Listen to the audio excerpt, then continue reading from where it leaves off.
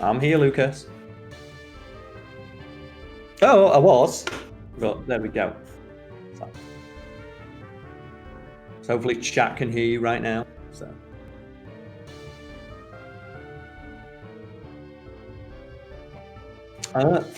Oh yeah. I can get Pokemon. My folks at home should be like they can hear some Pokemon.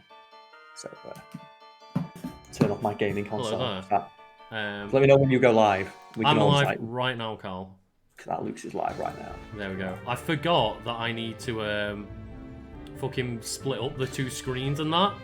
Oh right, yeah. Stream. So I was just thinking, oh, I'll just window capture it, and then it came up where like all the white borders on the side, and it like both screens are the same size. I was like, let's sort that out. There we go. So I'm gonna come join your stream right now. So hopefully. Oh sweet, yeah. Yeah, I'm gonna click your stream. Oh no, I clicked a picture of you in your Pokemon hat. Not your stream. So I'll bring up your stream. So I'll be in chat too. I've got to try and find your chat. So yeah, let's go. So if you're not joining me on Luke's stream, you were never really a fan of a channel. Hi there. Yeah, we're playing Pokemon. Oh, I mean your chat. Perfect. So I've got a pop-up of your chat on my thing. Oh, sweet. So I'm not sure. Do I stay live when I'm doing this? I don't think so. I think you maybe host me and then raid me and go quiet. Yeah, maybe someone can let me know. Do I like leave my stream live? I'm fairly sure when I did it, I just quit out and it was fine. Okay, well, we'll keep an eye out for this. I've got your stream muted. Okay, cool. But yes, we'll wait. We will see. Pokemon is here. And yeah, where I had a check, and the scheduled videos I've got, I've like edited everything we've got. And yeah, me and Carl are like 3 months ahead of what you're seeing. I like it as well. I do like the guy. We all just got dumped into this stream. That's how raiding works, yeah. Yeah. Also, as well, I did tell everyone this is what we're doing. That's what I said in the video that got everyone to click on my video. Carl's still here. Carl is I'm still here. The stream. Yeah, I'm just going to go get myself a drink in a sec. So yeah, the video that I last scheduled for Pokemon was set for the 11th of February because we fucking love Pokemon. Oh yeah, so we've been talking about it a lot. So I'm ending my stream now, and I'll retweet your stream. Today's oil is black coffee. So it's very nice, very refreshing. I am there too, so retweet. So I think I can turn my Streamlabs off now. Yeah, there we go. So this hasn't been streamed. This is going this has been followed through on my my YouTube channel. It's just a normal run with me and Carl. We've been building up our team, and we've just hit the Elite Four. So we're playing Soul Silver, and we're hit the first version of the Elite Four. Yes. The Johto version, and we have realised we are underleveled. So only by a bit though. We almost beat the Elite Four. We did. Spoilers. So yeah, there will be spoilers for the Pokemon playthrough, as you can imagine. I can't wait for someone to bitch about that. But I thought I'd warn people. But I figured this will be a cooler way to do it and get chatting, and I'll put up this as like a stream archives on my YouTube channel as well, so people can check it out. But yeah, it's just one of those. I figured I'd get chat involved, and we're just going to be grinding for levels, so that wouldn't make for interesting episodes. No, it's a very boring. So let's check up on the. Oh no, we don't want to save. Let's check up on the team we've got at the moment. So these are not, they're not leveled. We haven't got great movesets for them or anything. We'll figure it out. Lucas, did you know though that Espeon has a high special attack? I've just been playing Titanfall, and a guy came in and went, when I picked a Titan, the LB does this. I went, mate, I've got 9 days of playtime. I fucking know. He's like, oh, I just thought you might not know. But it's like, I fucking know. That's like, I don't even know how to describe how insulting that is. Did you know about basic game mechanic? It's like, yes. Yeah. So you having a drink then, yeah? Yeah, I'm having a little drink, yeah. In which case, I will go grab my drink now. Nice. And I'll be back in a minute. Yeah, I just figured this is going to be like, it's Pokemon, it's pretty chill. It's pretty slow paced. It's going to be nice, people ask questions about the channel or the playthrough or whatever. Mm-hmm. Just chill out with chat, have a drink, and do a bit of grinding. So, the team right now... I'm going to go get my drink, mate. Yeah, you go for it, yeah. Carl will be back in a sec, and then I'll just run everyone through the team. We've got Charles, who is our front runner at the moment. So it's a little jolly Espeon. Level 47. Shadow Ball, Psybeam, Swift, and Flash. Then we have Pamela. Pamela is still with us, believe it or not. She's been just keeping our team ready. And it's level 35, so yeah, this is where things start to go down a bit. So you got Razor Leaf, Petal Dance, Synthesis, Poison Powder. Maxi, level 37, no longer the like absolute beefcake of our team. But Maxi, she does have Discharge, Tackle, Thunder Wave, and Attract. Arthur, he's like getting there, 33, level 33. And he has just become the HM bitch. Like, there's no other way of it. Michelle has become a recent addition to the team. We only got Michelle recently, but she is level 33 with Fury Swipes, Fate Attack, Sweet Scent, and Slash. And then good old Eric. We got an Eric to try and get a Golbat. A Crobat, sorry, not a Golbat. And I did double check. Eeviola is not available till Gen 5, so I'll have to let Carl know about that. But yeah, Eric, level 38, is our flying Pokemon with Bite, Air Cutter, and Confuse Ray as well. But yeah, the plan is just, yeah, chill out, get some experience, and let's give Eric that good old Shell Bell, shall we? Because an experience share is not that useful right now. We want Eric to love us. Like, Soothe Bell, there we go. So yeah, we did try and just we did attempt the Elite Four once, so just let's see how far we can get. And the thing was, the moment we lost Charles, we lost everything. Eric and Michelle. Eric is our Golbat and Michelle is our Ursaring. So I haven't checked in advance, so maybe Carl can help out or stream can help out, like chat can help out. I presume just the best place to come and grind for a few levels would just be Victory Road.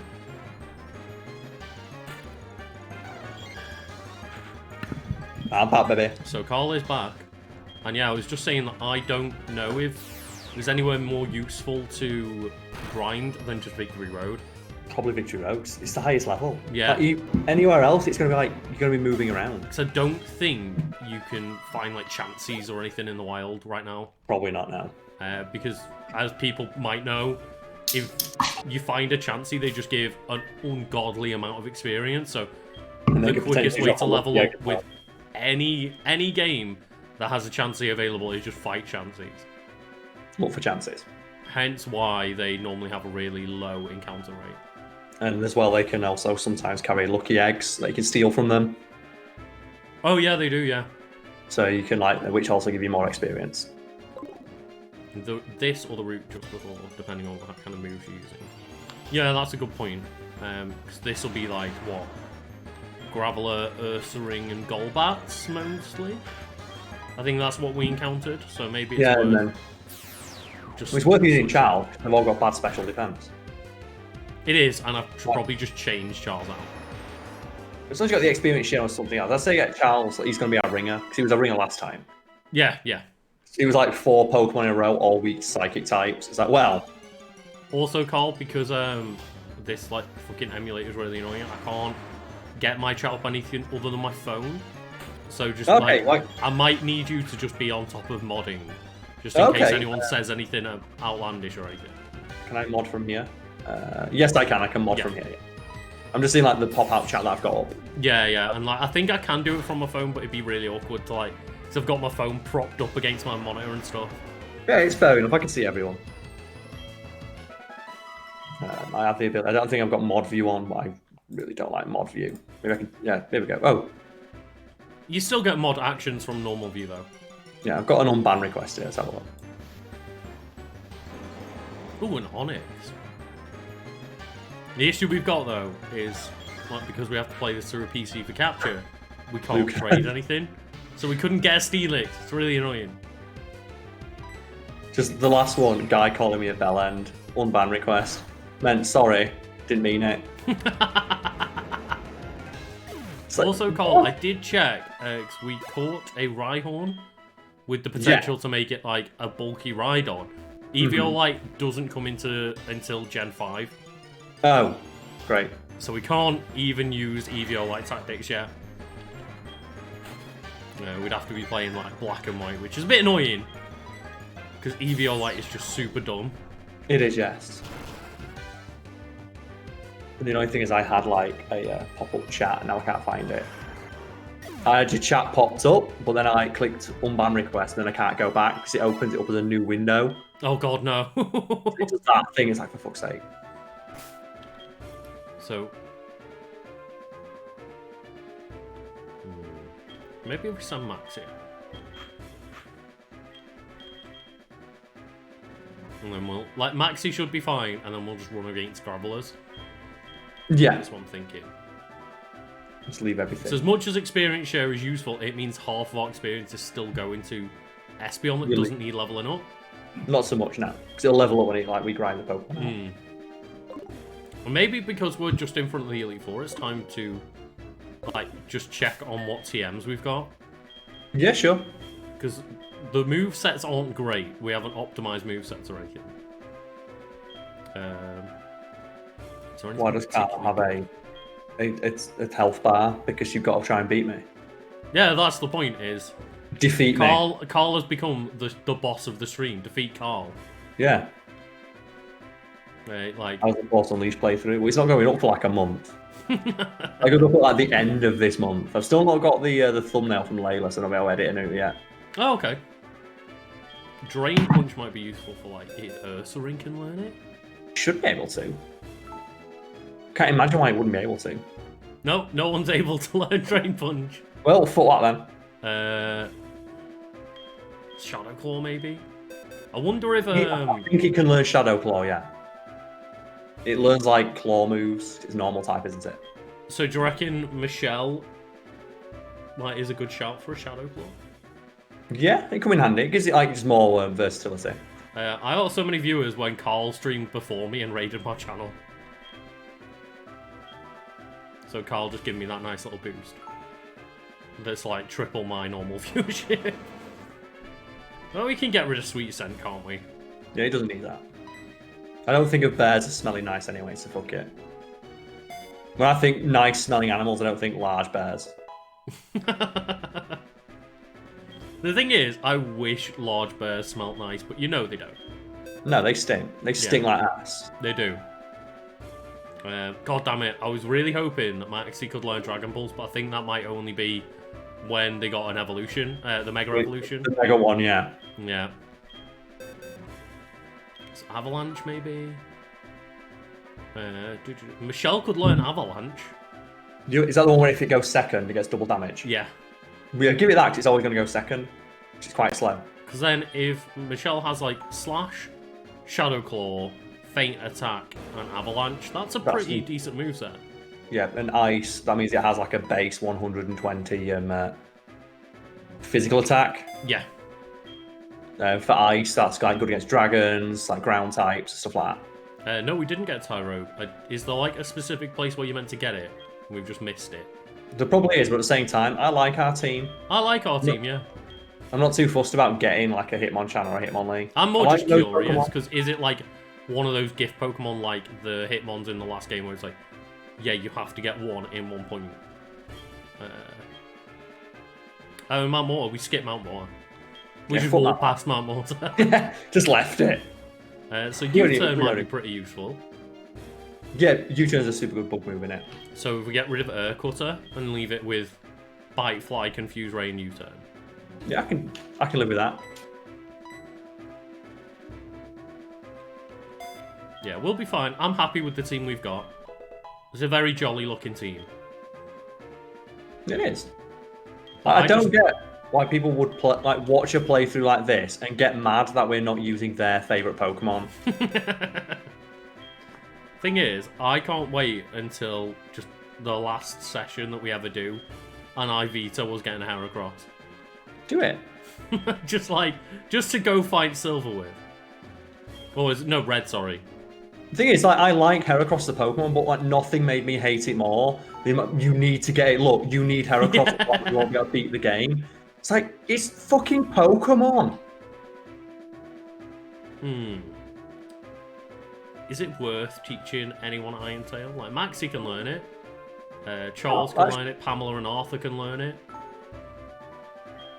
I think, maybe it's a Pamela, because I know it has, like, just middling attack and defense, but fuck it, why not? Yeah, we did talk about just catching a Heracross and then never using it. That's all the when all those comments started.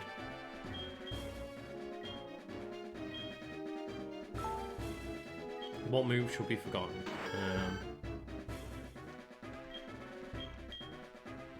I know Petal Dance locks it in, but it is a lot more powerful than Razor Leaf. Yeah, might as well keep, like, chances are we're not going to be, like, leaving behind, like, that many Pokemon as it is. Or, like, if we're using Petal Dance, we're going to be killing it in 1 or 2 hits. Yeah, so let's just get rid of Razor Leaf then. And then, Arthur we can't really teach anything to because of all the HMs it's got. Yeah, we might have to go to, like, the move deleter at some point. But even then, we'll need it in Kanto. Oh man, is the... Yeah, I think so. We might be able to get one, like, gotten rid of. We might be able to do something like get rid of Whirlpool, maybe. Something like that. We can hope. We could teach Maxie Hidden Power. I don't like Hidden Power because I just don't understand the mechanics behind it, so... Well, all we need to do is it's a special move and we just need to figure out what it's super effective against. Tackle is just doing it no fucking favours. That's fair. If we're replacing something like Tackle, fuck it, yeah. Like, I figured for get rid of Tackle, because it's still got 1 special attack. And when it gets what's it now? It's going to at some point just get Thunderbolt or Thunder. Well, it's got Discharge already, which is pretty powerful. Oh god, no. What's up? He's like, Goldie. Oh, well, my Goldine's pretty great, but we did nearly catch a Magikarp, it was huge. Like, but if your Goldine's great, then stick with your Goldine. You clearly like your Goldie. But Lucas, he's got his Magikarp, man. He needs one. So Maxie, let's see what you do with this Hidden Power, shall we? I'm just going to train it up. I'm just trying to figure out what... it's not very effective against rock or ground. So we know it's not that. It just makes no sense. It's one of those weird things where like, every Pokemon needed one like back in the early days of like Pokemon competitive. Yeah, like Gen 4 to just cover a load of gaps in movesets. It basically just gave you like whatever coverage you wanted. It's like, oh shit, really Graveler just self-destructed.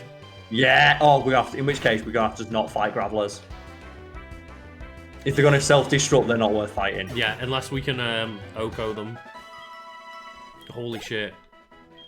Poor Pamela came out like, oh hey, what's going on? Oh, no! Like, what's happening in this thread? Oh god, someone just immediately called her Hitler. Like, oh no!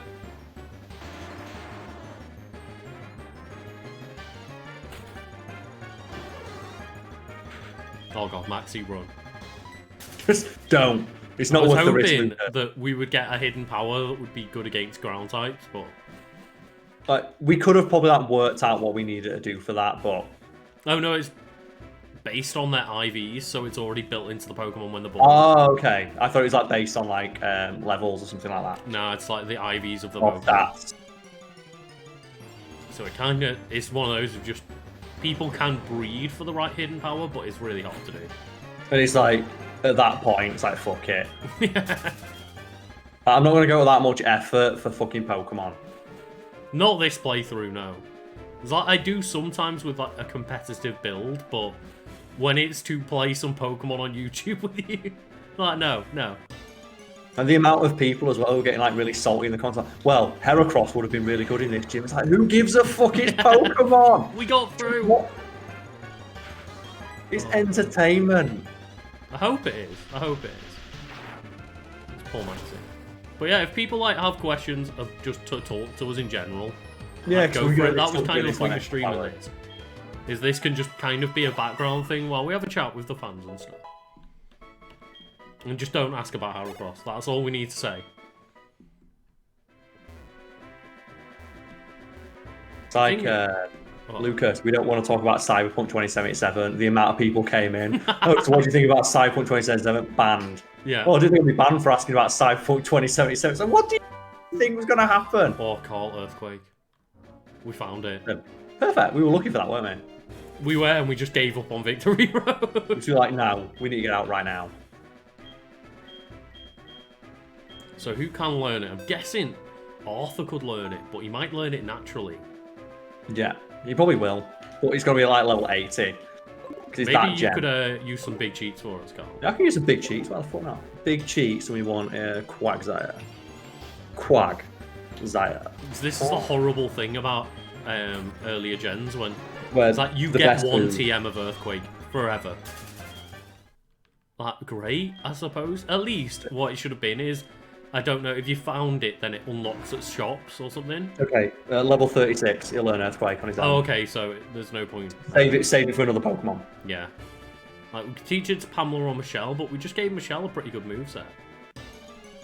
Save it then, maybe when we're going through Kanto, because it is like one of the best moves in the game. So it is, yeah. It's worth. We don't have to use it right now.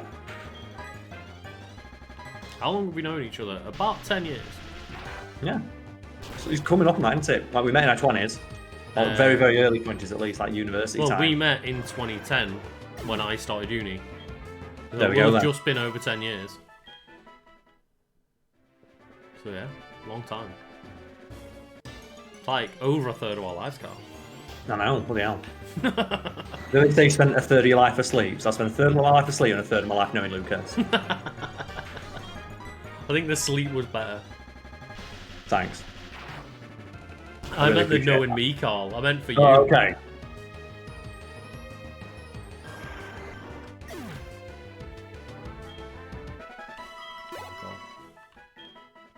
It's the thing is just, oh, we take out a Pokemon that's meant to be appropriate for our level, and we go up a sixth of a level or something. Which is like, this is why we're not doing this like episodes, because fucking hell, that get old fast. Yes, we assume this is going to take us a couple of hours, and it's just like, man, just having, what, 4 or 5 episodes of us doing this. I think that would have been really funny. The joke would have gotten old after like the 3rd episode. Yeah. Well, that's the thing, people could say, that why don't you just do it off screen? But then that means, essentially, we're being completely unproductive for hours. Yeah, not to mention as well, you know there'd be people who like, well, I wanted to see you grind. Yeah. This is the best of both worlds. Can put it up as a stream archive, and we don't have to waste a load of time. Like, because that would be 2 weeks worth of playthrough. That'd be amazing. We're still grinding. What's happening in this episode? Oh god, damn it, not again. The one that I like. The Dark Souls of Pokemon games.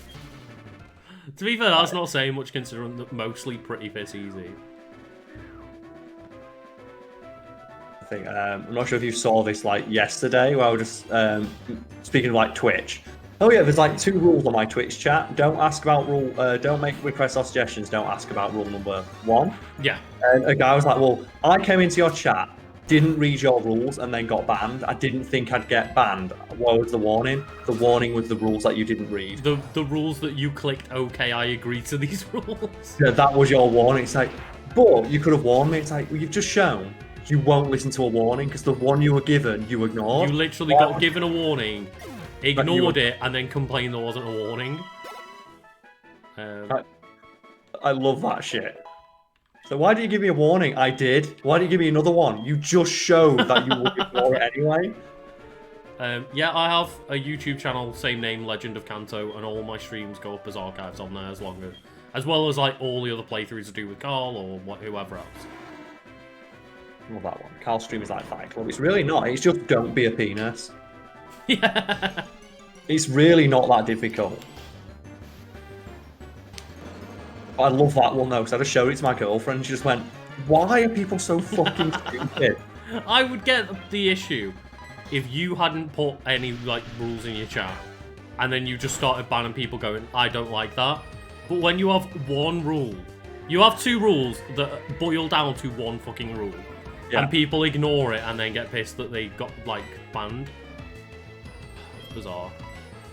So, hidden power on Ursaring. See what it does to a normal type. Give it a go. I'm guessing it'll just be neutrally effective.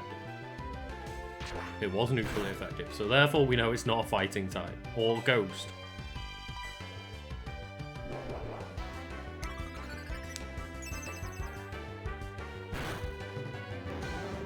Oh, cool. Like, I always kind of had a preference for Gen 2 over any other gen. I'm like Ruby and Sapphire for me. But I was going to say, but Gen 3 are pretty up there for me as well. Make the trumpets. Yeah, the trumpets are great. So I think I'd really like to go and like do another playthrough eventually in like 5 years. You know, when the idea of like a year-long Pokemon playthrough has like settled down again. It's been going on for like, bear in mind, like, what, the Breath of the Wild playthrough has been going on for like over a year. It was like just over a year when the episode stopped, and we've obviously got to record like a couple of finale episodes as well. We want to do it fucking person. Oh. That sounded like a much better idea when we originally said it. We'll just wait until we can see each other in person again, thinking it would be a few months. And then just... yeah. Everything just went wrong. Yeah, there is a hidden power guy somewhere that will just tell us what it is, but fuck it. I don't want to go find him, and we can just figure it out. Well, that's more fun. We're going to be stuck here for a while anyway, might as well try and figure it out. Exactly, yeah. We might as well make it our little mini-game of the stream. Like, Joe, when you're in a long car journey, and it's just like you play the game of like, oh yeah, we're going to guess what car's coming up next and stuff like that. Yeah. So, you know, you can just look in the mirror and win. But that means that the game's no fun. Like, the game's not fun to begin with, but when you've got literally nothing else to do. Oh god. I can't wait for this to turn out to be hidden power electric, Carl. That'd be amazing. Now, that would actually be incredible. I wouldn't be mad about that. Yeah. I don't think it would have hit Graveler, because I think it's still... oh, it is super effective, though. What does that mean? What else could it be? Psychic? It could be Psychic, but that isn't weak against... that isn't, like, not very effective against... Let's have a look. What is Rockle. Golbat? What is it super weak against? So, Golbat. We can check. So we'll know. what is Graveler resistant to and Golbat weak to? Yes, it could be Rock. Oh yeah, it could be Rock, yeah. Let's Which have a would be look. super useful. So it's weak to Rock, Electric, Psychic, and Ice. So it wouldn't have been Ice, because Graveler would be weak to that, wouldn't it? I think Graveler's neutral to Ice, because Rock resists it and Ground is weak So to it it. could be Rock. So we'll keep in mind that it potentially is Rock. Could be Ice, Rock, and Psychic, yeah. Yeah, so we'll keep that in mind for the time being. And just like, if we find a Pokemon that is like weak to either of those, then we can like really test it out. Jenna's doing pretty well. Her recovery's going well, yeah, but like, still just basically lying on the sofa for the most part and watching Christmas films, so... Why not? To be fair, not a bad life. Like that, yeah, I was about to say, that's the fucking dream in it. Like, she's been working so hard for so long anyway. Oh yeah, totally. I've not been really listening to any music because I've been stuck at home, and I generally listen to music on like journeys and when I'm walking about and stuff. So I listen to podcasts at home on Spotify, not really music, and then I listen to music when I'm, you know, if I was travelling to Sheffield for work, which I can't do. The pup is really good. Cade is doing really well. It's like most of his adult teeth grown in now, and it's really weird. He's got massive chompers. It's really cute though, because like if you pull his like little front lip up, it looks like he's got a massive grin. I love that bit, that in between stage of dogs though, when they have like the massive paws and teeth. Yeah. When they're just not used to it yet. Oh, but I don't think he's going to grow too much. Like, he keeps getting longer, but not bigger. That's a good like way of putting it though. Yeah. My dog gets longer, not bigger.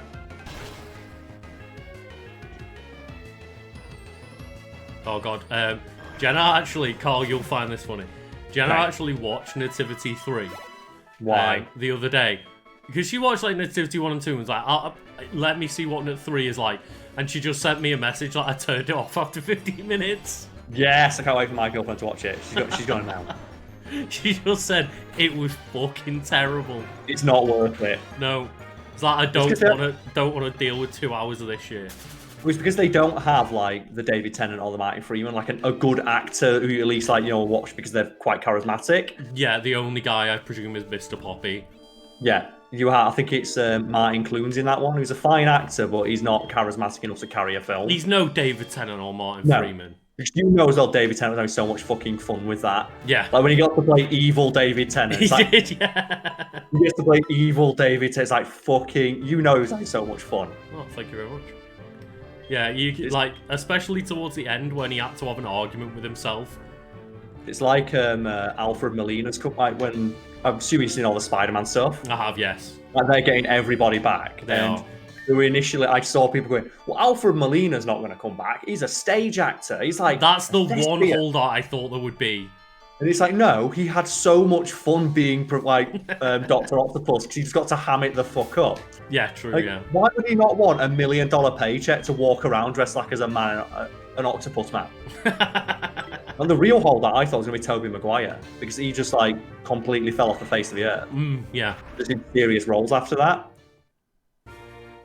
But I just thought that was hilarious. I'm just like, of course he's coming back. The thing is, they're bringing back, if you notice, like ones who died. Because Alfred Molina's character dies.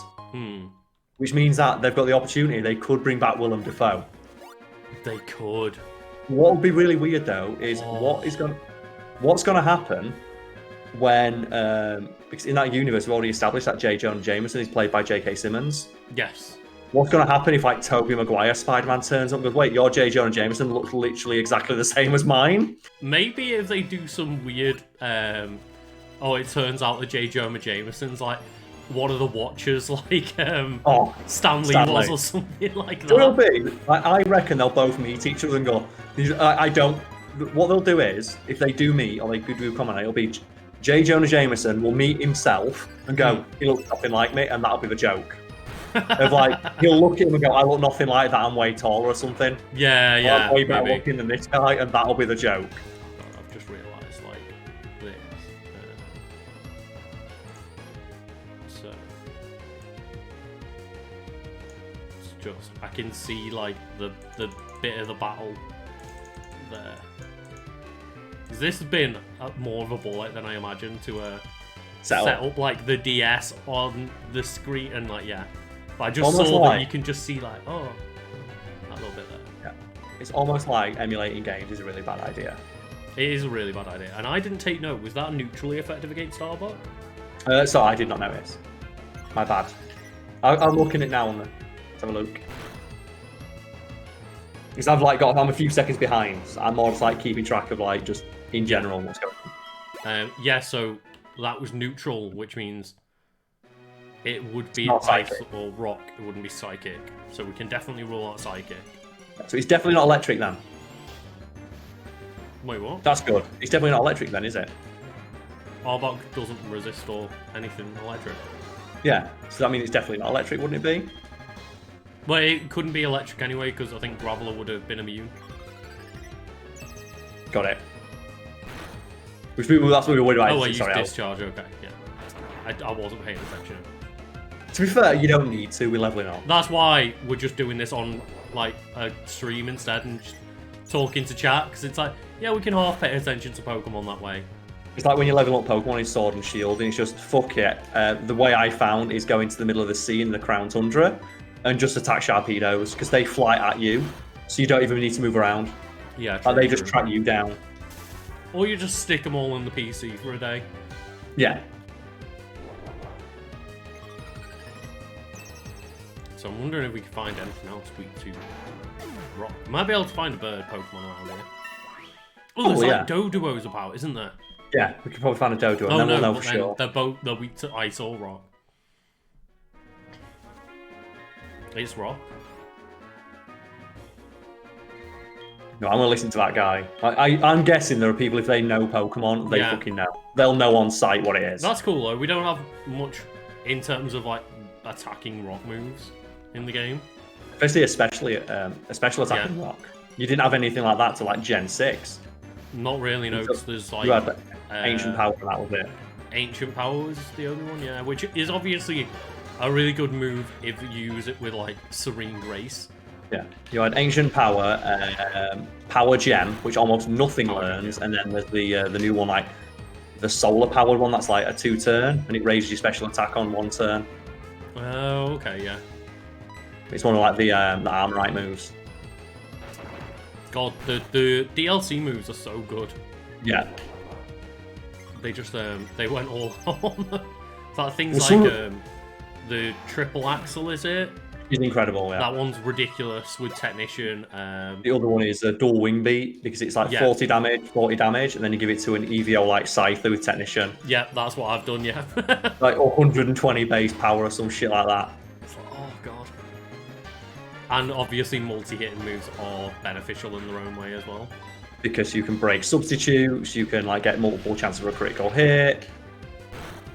Oh, I saw something about Chris Evans and big voicing Buzz Lightyear. Is that what's happening?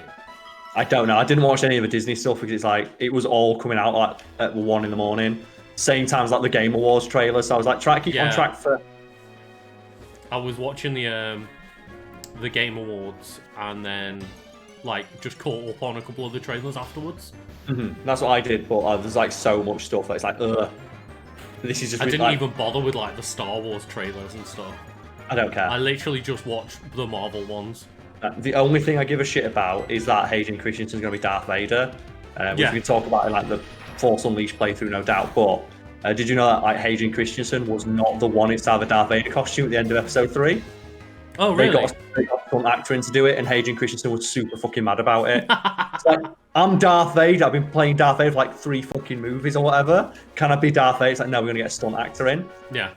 It's like, oh, so all that shit you told me about it being real, like, I need to act and Darth Vader like full of pathos and stuff, you can just get any random actor to play him. Yeah. No, the Game Awards are just game advertisements, but that's why I like them.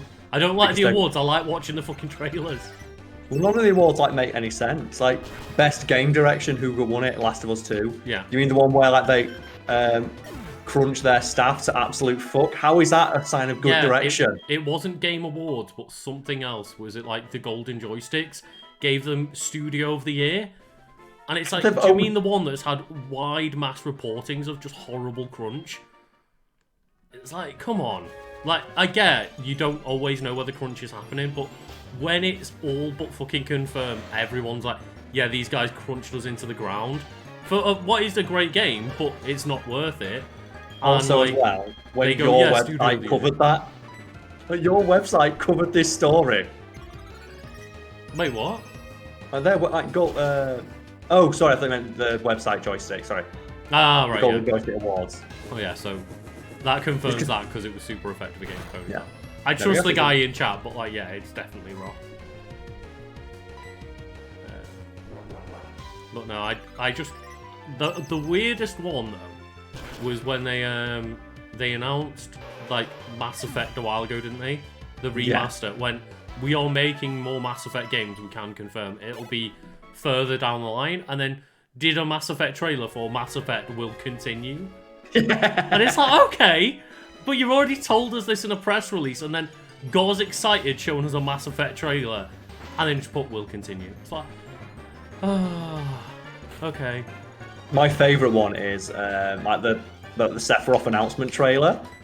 All the people like, look, don't forget that Nintendo is really bad. They're trying to distract you from like the free melee things. Like, they don't even care. No. Like, that is such a small story, it doesn't even register as a blip on their radar. There's like certain threads in Smash communities or whatever talking about, did they announce Sephiroth to hide this to story? distract from the melee controversy? It's like, are you fucking for real? Yeah. Are you a moron?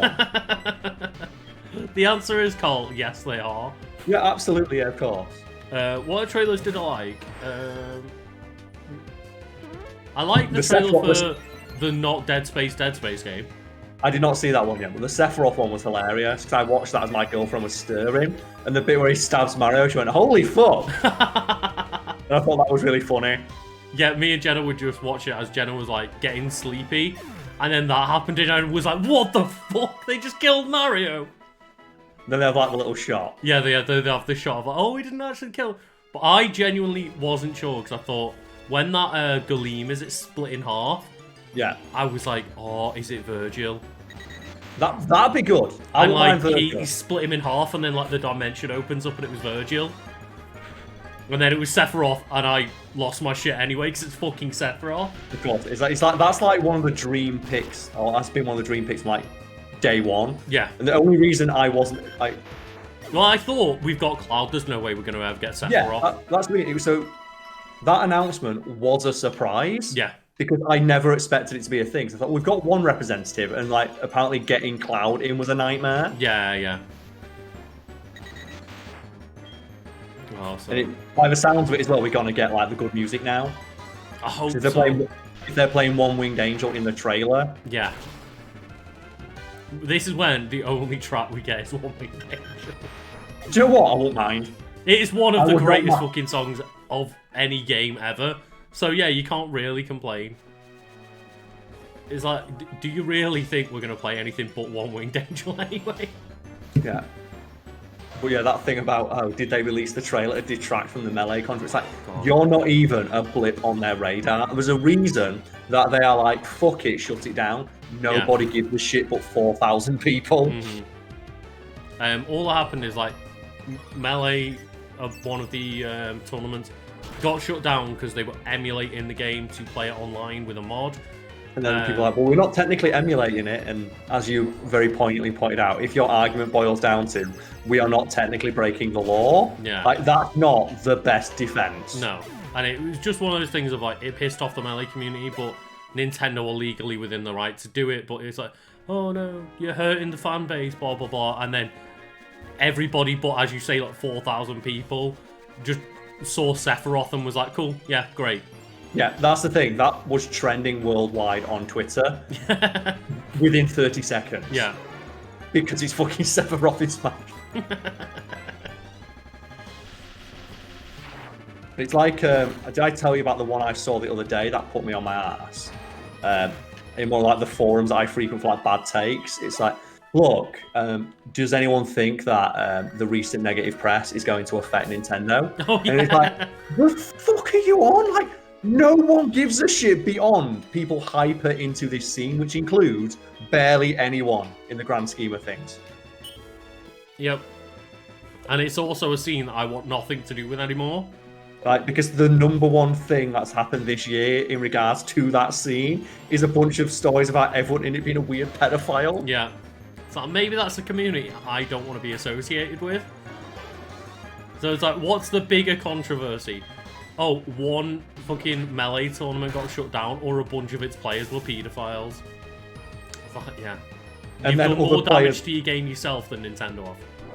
Not to mention as well, like, why would you blame, like, oh, like, look at all the good the Melee community does. It's like, but look at, as well, one of the leading stories this year is like, yeah, touching them kiddies. Yeah.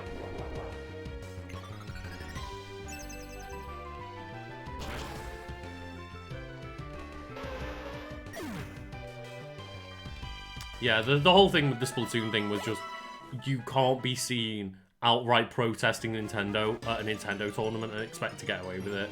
The number of people They like, shot God, themselves in the foot with that one. the number of people like, man, this makes Nintendo look so petty. Really? It's like, It's like this they makes don't want to Nintendo- use their platform to promote you slandering them. I The wouldn't best one. fucking host Carl if he was just playing like a fuck Lucas stream.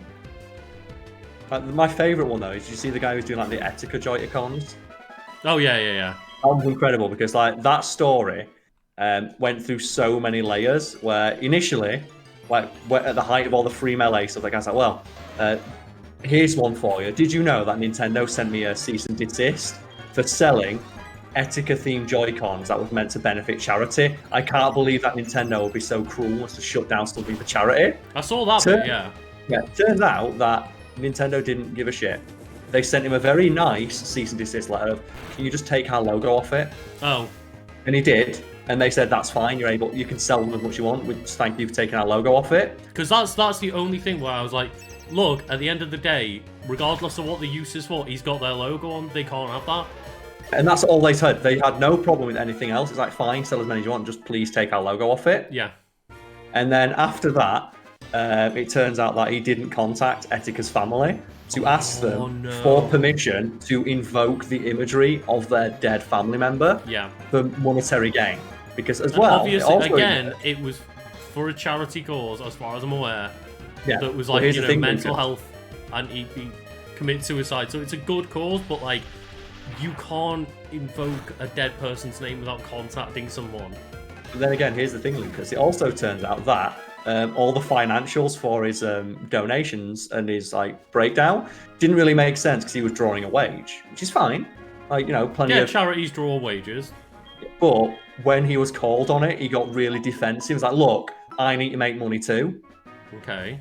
And then after that, when all this stuff started getting like talked about, he began threatening anyone talking about it, including like Reddit threads and YouTubers, with legal action for potentially harming his brand and using his logos on their stream. So do you see it? Like, wow. Yeah. Do you know the guy who's the only reason he's on anyone's radar? Is like, wow, look what Nintendo did. What a bunch of dicks. And all they're asking is, can you please take our logos off your thing? He is now threatening legal action against people for using his branding with the justification of it will negatively harm the brand I have spent effort building. And then sent out an annoying tweets asking people, if you want to talk about this story, contact me first, because if you don't, that's really not fair. Keep in mind, the other thing he did is not contact the guy's family. That's not a good look. Yeah, so the two things that he was like giving people shit for doing, and there's the two things that he did. Yeah. But almost like he was just trying to take advantage of that situation for his own monetary gain. Mm-hmm. And he's one of the people people are holding up as, look at how heavy-handed Nintendo. It's like, no, they asked him a very reasonable question, and he complied, and they were fine. And also, like, guy in chat, they're not weaponizing cease and desist. We've just explained what they've done is not that big a deal and perfectly within their rights. Like, if you're listening to this and go, well, they're just weaponizing it and they need to get the shit together, it's like, are you just letting it go in one ear and out the other? No, it's because, Lucas, they did wrong. How dare you protect your intellectual property? Yeah, how dare you just try and protect your own brand? It's like, I'd fucking try and protect my brand, and I've got, like, 8,000 subs on YouTube or some Everyone would. Keep in mind, like, that's the first thing that guy realised when he started seeing negative press about his... That negative press about him was immediately resorting to, you are damaging my brand that I've built. It's like, it's almost like it's very valuable and you don't want people to be able to do that. Exactly, yeah. Thereby proving why it's important to protect your fucking brand. And also, like, as we've mentioned in the past, like, if they don't take steps for shit like this, then when they want to do it in the future, it sets a precedent of, well, you didn't do it with X and Y, so why would we do it now? Yeah, and then when you get something like, well, the people running that Smash tournament, they were doing it, they're nice. Like, they just wanted to, help the community. That doesn't matter. It's precedent that matters. Mm. What happens when someone does it next time and charges for entry? Yeah. Or something like that, or those Joy-Con shells where it's not for charity, it's just for pure profit. And they keep the logo Joy-Con on to make it look like it's official, and like Nintendo's endorsing it. Mm-hmm. So yeah, it's just one of those things of, legally they pretty much have to do it just to protect their own company. And it's just like, oh my god, how dare Nintendo operate as a business? Oh.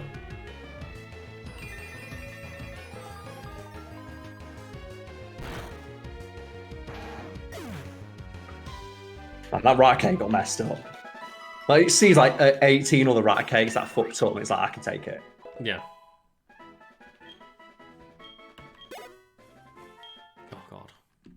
Like, that's the thing is, I think we're doing alright for grinding. Like, we've got...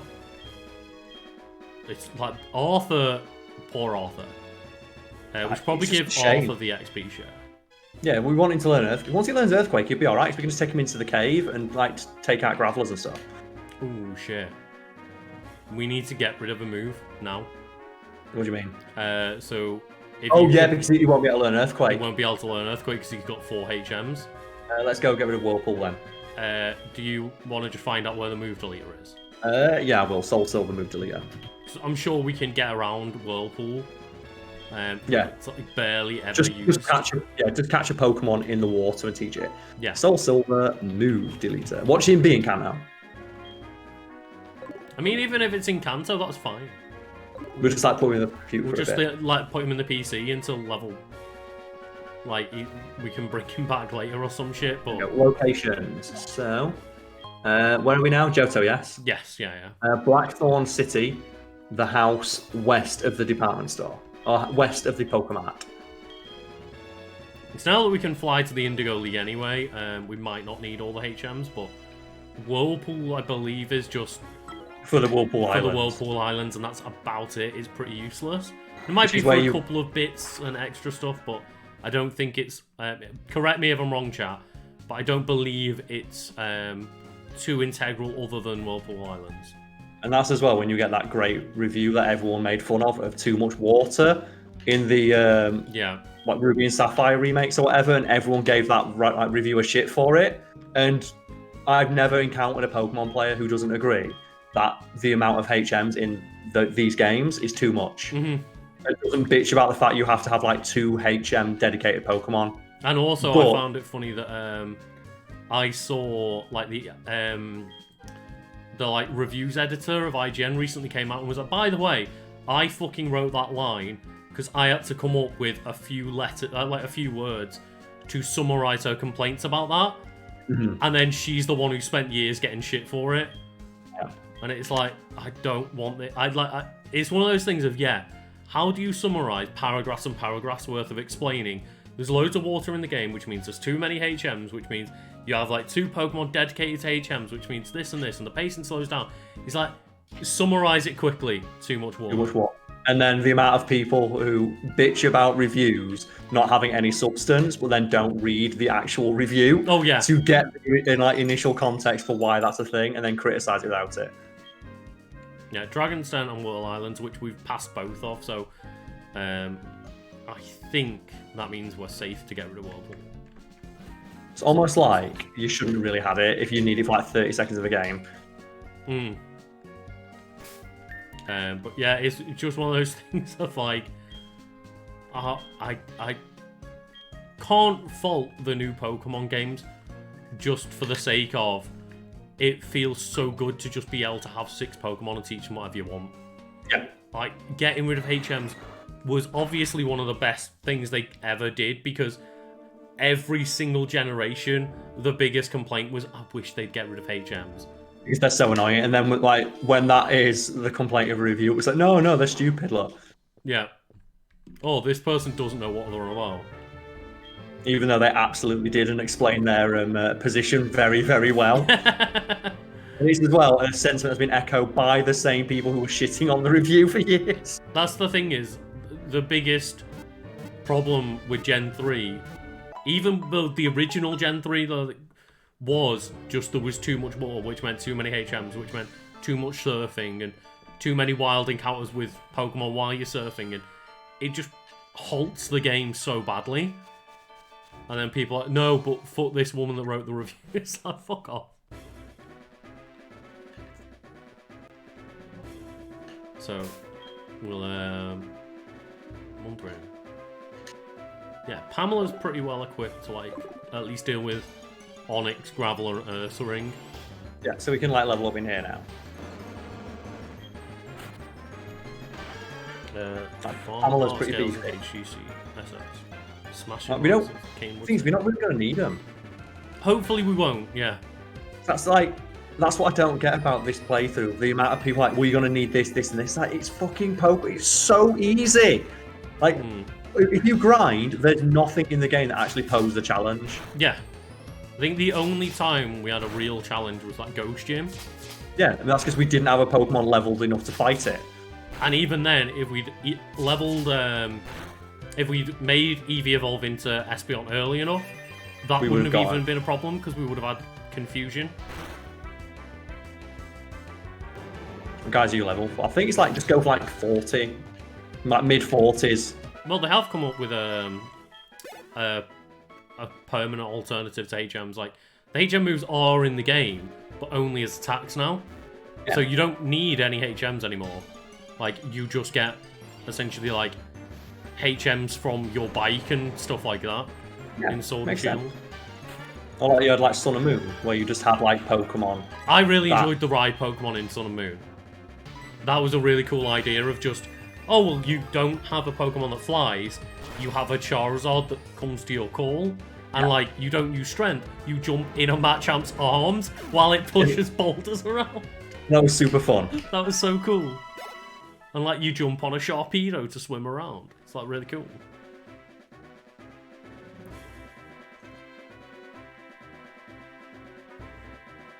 Yeah, I'm not sure what level, but like maybe if we get everyone to like, at least level 40. Yeah, to like 40, mid 40s. Like then we're like, it's enough so we don't die in one hit from the enemy. So we were going into the Elite Four, we're like 10 levels below them. Yeah. So, but how are we supposed to train? Because the moment Charles died, we were done for. Because we had to like waste turns, like try to recover him, but then we like taking half damage from each one. It's like, the thing is, like, Sword and Shield is pretty good. Sword and Shield are like a solid 7, 8 out of 10. Yeah. But if that's the only reason you want to buy a Switch, like, I wouldn't bother. The story I tell is, I was all on for like, oh fuck this Sword and Shield again. They took out all these moves. Like no one's having any fun. Yeah.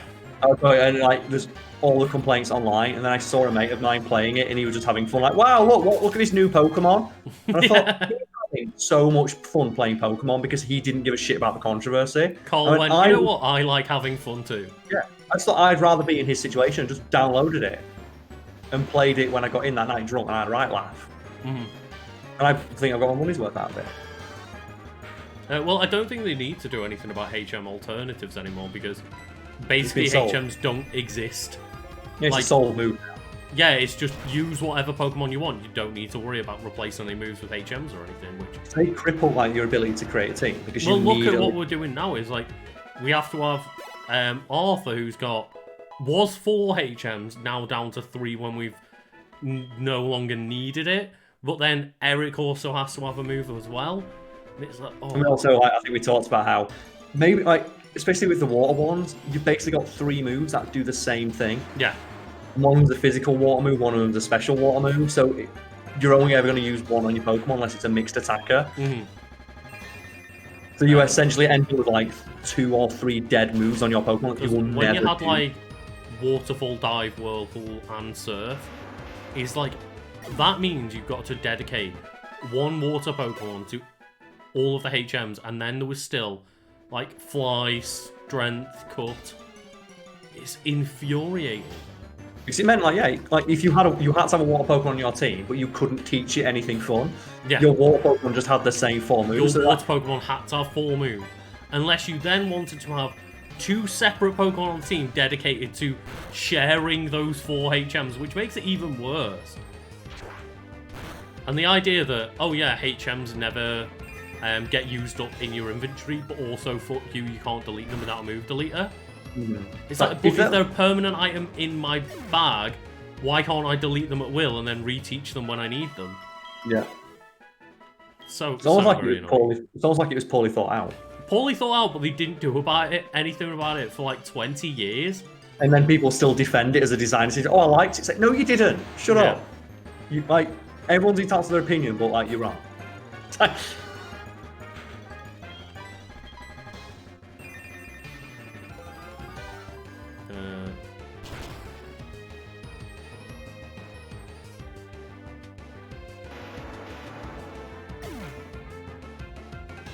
I mean, I get why they don't do, like, that rental Pokemon thing anymore, because, yeah, I get...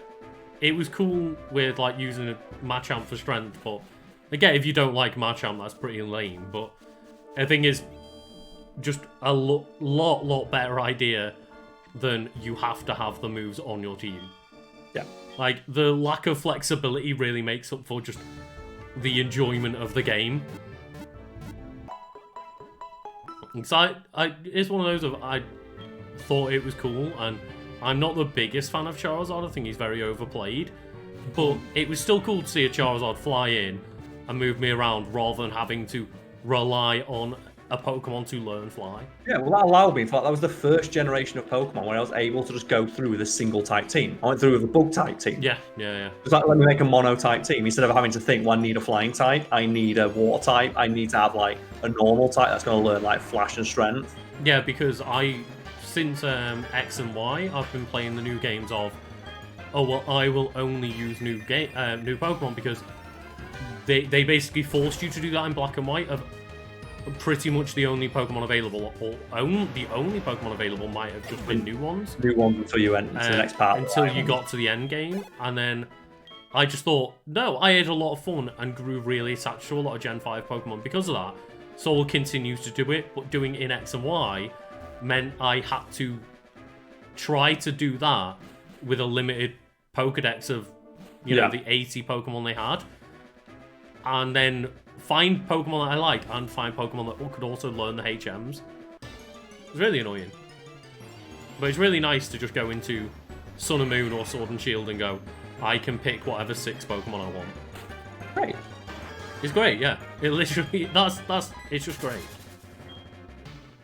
I'm not sure why someone would like want to go back to the old way, just because it feels like classic. That's what I was talking about in the playthrough. A lot of people, now that we've not got things like Victory Road, or not a proper version of it, a lot of people are saying, I really miss the dungeons in Pokemon. Like, until you realise how infuriating they were to traverse. Yeah, we were going through it on this game, and I was like, Carl, I really fucking dislike Victory Road. I don't want this in my game anymore. So when you got to a point where it's like, did you ever have as a kid where you get halfway through like Victory Road and then go, I've not got a Pokemon with strength? Yep. So you have to go all the way back to the beginning, like, for fuck's sake. But even just when we were doing this playthrough, I kind of got to a point where I was going in circles for a little bit, and every 10 steps encountering a wild Pokemon and having to kill it or run. And it's like, oh, Carl, I just want to figure out this puzzle and leave. And it's like, no, fuck you. You just got to put up with this shit. They could have fixed it as well. Just have a guy at the start and just be like, oh, you need this, this, and this to get through. Yeah. Like, let him check your team and just say, oh, you could, if you had you need a Pokemon that knows this move to get through here. Black and White are the easiest games. I think, like, Black and White are weird in the they went really hard with the XP scaling, didn't they? So you can't really get too far ahead or too far behind. So the game, as long as you kind of went through it, the game just kind of auto-leveled you in a sense. Yeah, but it got really annoying like post-game, especially with stuff like Volcarona, where it didn't learn its best move, like Fairy Wave to level 90, but there was no way to get to level 90. Yeah, because even Cynthia's Pokemon were like 70s, and I think you could fight her like once a day on Black and White too. Yeah. And it was really annoying, but I had a friend that did, I can't remember what it's called, but that, like, is it like the Champion Road area where you had all the IV and EV people and stuff?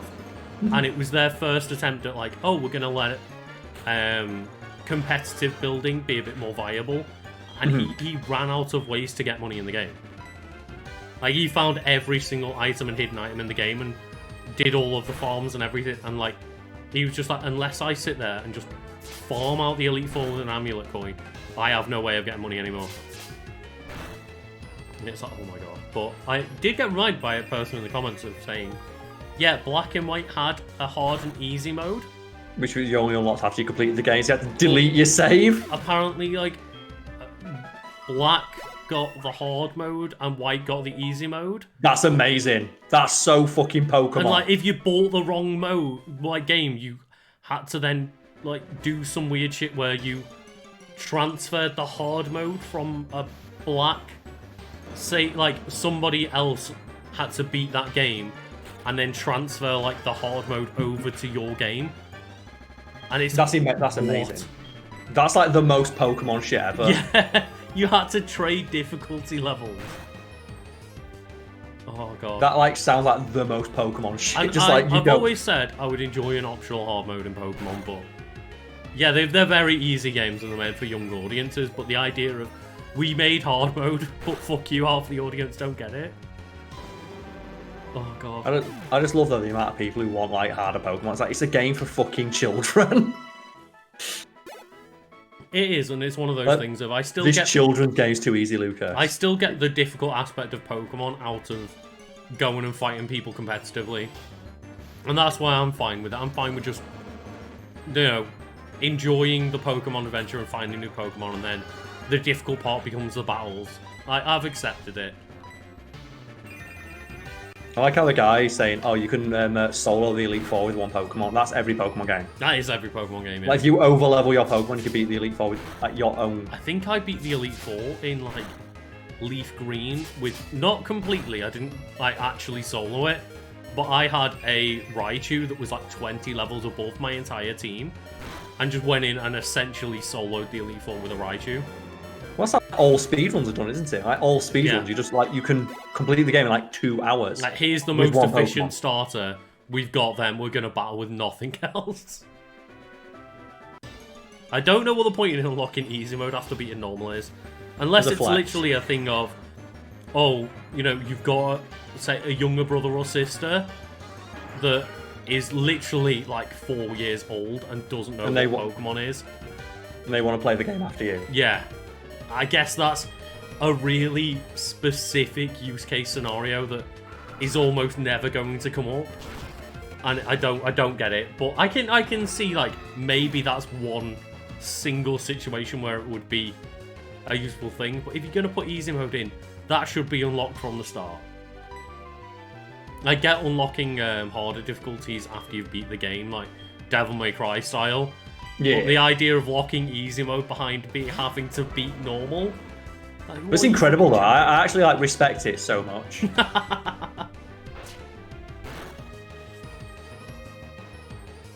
I respect that idea. It's like, because fuck you. Mm. Oh yeah, like Haxorus is an easy Pokemon to solo the Elite Four with. But you can do it with most Pokemon.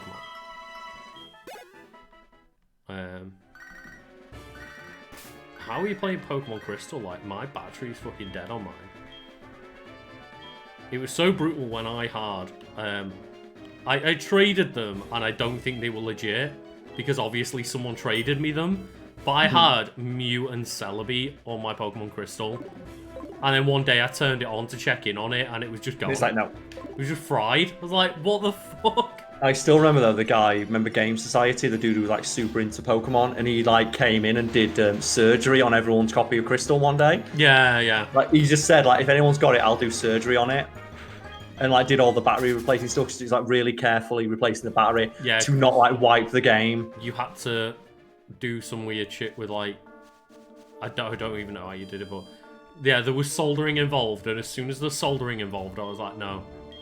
This is not for me. I'm not. I think that you can solder it, or you can do weird things like, oh, well, I attached double-sided sticky tape to the battery really lightly and put it over, but that'll wear off after a couple of years. It's like, just at that point, if it's going to be solder or do a shit job, you might as well just solder it. Yeah, just pay someone who knows what they're doing to sort it out.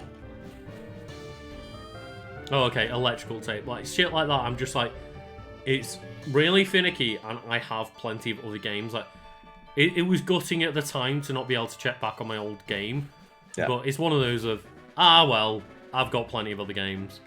It's like though, even that takes a degree of like technical know-how and confidence that you're not going to fuck it up. Yeah. So I remember when just in playthroughs where I talk about how loud my PS4 is, you might be like, oh, just open it up and clean the dust out. It's like, that's not a simple thing to do, to open up a console worth, like, I don't want to wreck it. Yeah. Like, oh yeah, just open up your like £400 like piece of like technology and dick around with the insides. Like, no. And I did notice, by the way, you know, you were telling me about the different PS5 fans that have come out. Oh yeah. Like, my PS5 is really quiet, but I put in a disc, and it's not quiet with a disc in. Like, it's not loud, but you can just hear the like a really just like. I'm like, okay, well, you're not fucking silent then, are you, PlayStation? No. And I'm wondering if everybody that got given review consoles, they got the quiet one, yeah. Well, not even that. Well, they only got sent download codes. They may have done, but then they could have easily just slapped in a PS4 disc. Yeah, to check true. it. Yeah.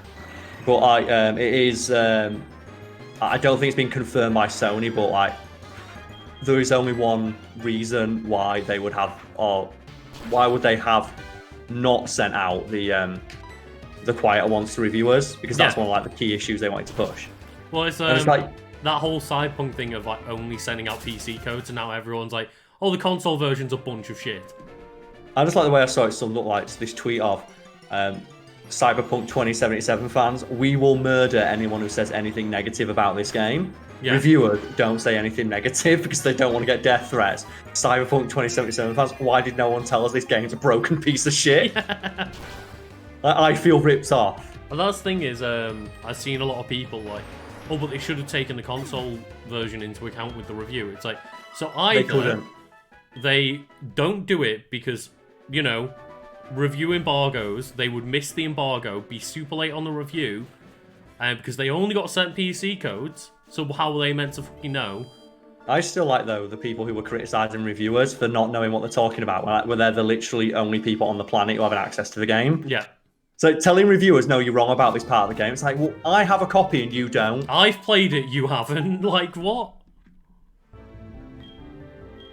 I found that so baffling. People telling reviewers they were wrong. It's like, but they've got a copy of the game. Yeah. It's a really ballsy play, isn't it, Carl? I know more about this game that you've played than I haven't. Oh, God. And it's just one of those things that's really weird. Yeah, how dare you not delay your review and then tell us about how the console version is when nobody else is fucking delaying that review. See, Joe, whose fault that really is? Like, that alone is like the ultimate sign of that version's probably shit. Exactly, yeah. When CD Projekt Red are like, the only fucking version you're getting to test is the PC version. That doesn't say anything good about the console versions. It's like when films don't let reviewers in. Yeah. Like, well, you're the film shit then. Like, Cyberpunk is one of those games of, if you really, really want to play that game, fair enough, but I just completely advise waiting 6 months. Well, wait until the game is cheaper, not completely broken, and maybe even the next gen version's out if you're lucky enough to get a console. Oh, can you not play it on next gen? The next gen version is delayed, yeah. Oh. So you can play it on those consoles. You can play it on the PS5, but it won't be a PS5 version. It'll be the PS4 Pro version running, I guess, a little bit better because the console's like better, but yeah, there's no PS5 or Series X like official versions out until next year. Oh man, that's embarrassing. Yeah. It's really embarrassing for a game that delayed so much and like got their team to crunch so hard to not get next gen versions at the same time. But anyway, after we kill this riot, I'm just gonna go run the toilet. Yeah, no problem. Because are you like turn the stream off for a sec? Huh? Are you gonna turn the stream off for a sec? I go to like your cade view. Yeah, I'll just put my little break screen on, but if you want to keep chatting to chat, I'll leave your audio up. Okay, yeah, sure. So you can read chat and still chat to people while I'm gone. But it just means I'll just put it on the break screen and Carl can keep chatting to you guys.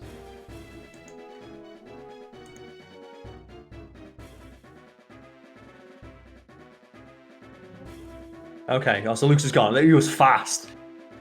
He wasted no time going to that bathroom. I respect it. So I guess I'll keep an eye on chat then while I'm waiting for him. Nah, Cybergun. I love as well this video is going to go out like in several months. So all the people watching, like, why are you still talking about Cyberpunk? Or going to be really mad. It's like, no, I hinge my personality on this video game because I'm boring. How dare you insult Cyberpunk?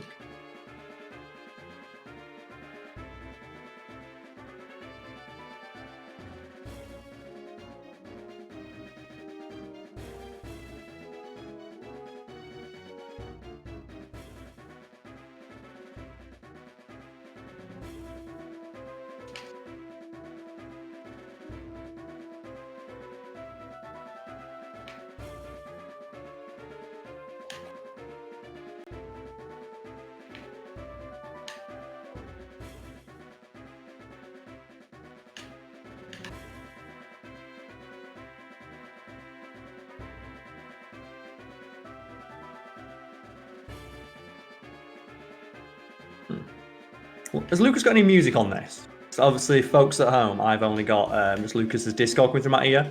Does he have music on his stream? Have you guys got music in the background? Or have you just got like the dulcet tones of Pokemon? Dem trumpets.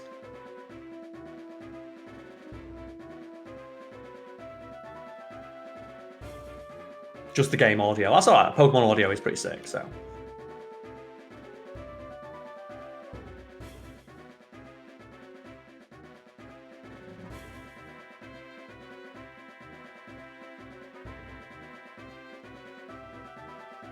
Fuck Cyberpunk, all my homies hate Cyberpunk.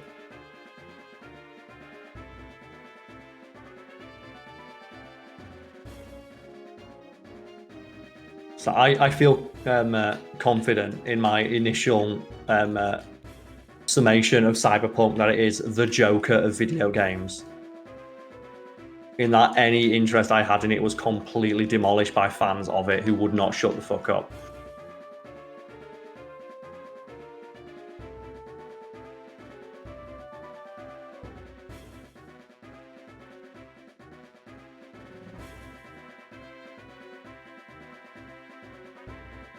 Victory mode's music was too repetitive. It's like a fucking Game Boy game, mate. What do you want?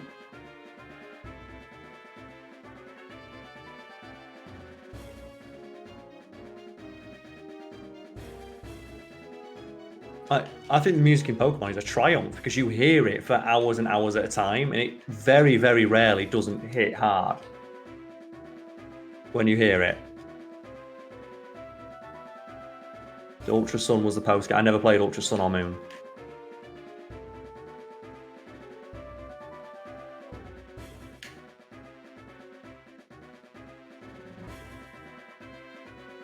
Also, I don't like Ultra Sun and Moon because the Ultra Beasts are not interesting or fun. Hope sometime you can enjoy it if they're there. I literally have no interest in Cyberpunk 2077 as a game. It's not there's not enough content out there. I could not give less of a shit.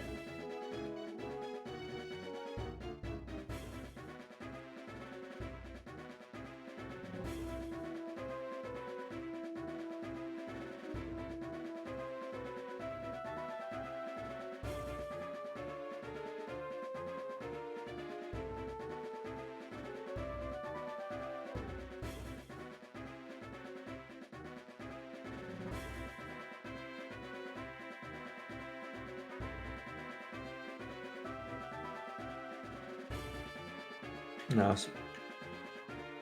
I was hoping there wouldn't be many Heracross jokes, because God, that got old fast.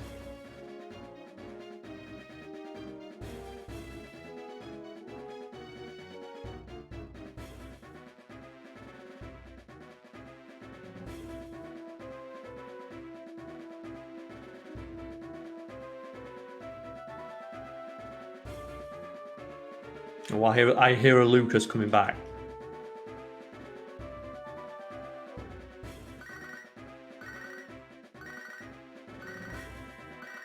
Luke's getting a phone call on his Pokemon. Tully's giving him like some shit. Like Tully's like, don't you dare fucking ignore me. God, man, people call until you answer. Where's the options to just ignore people's calls?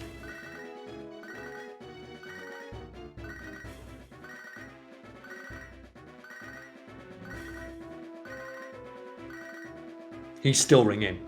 Oh, he give up. Good. Like, if you call someone and they don't pick up after 10 seconds, just stop ringing.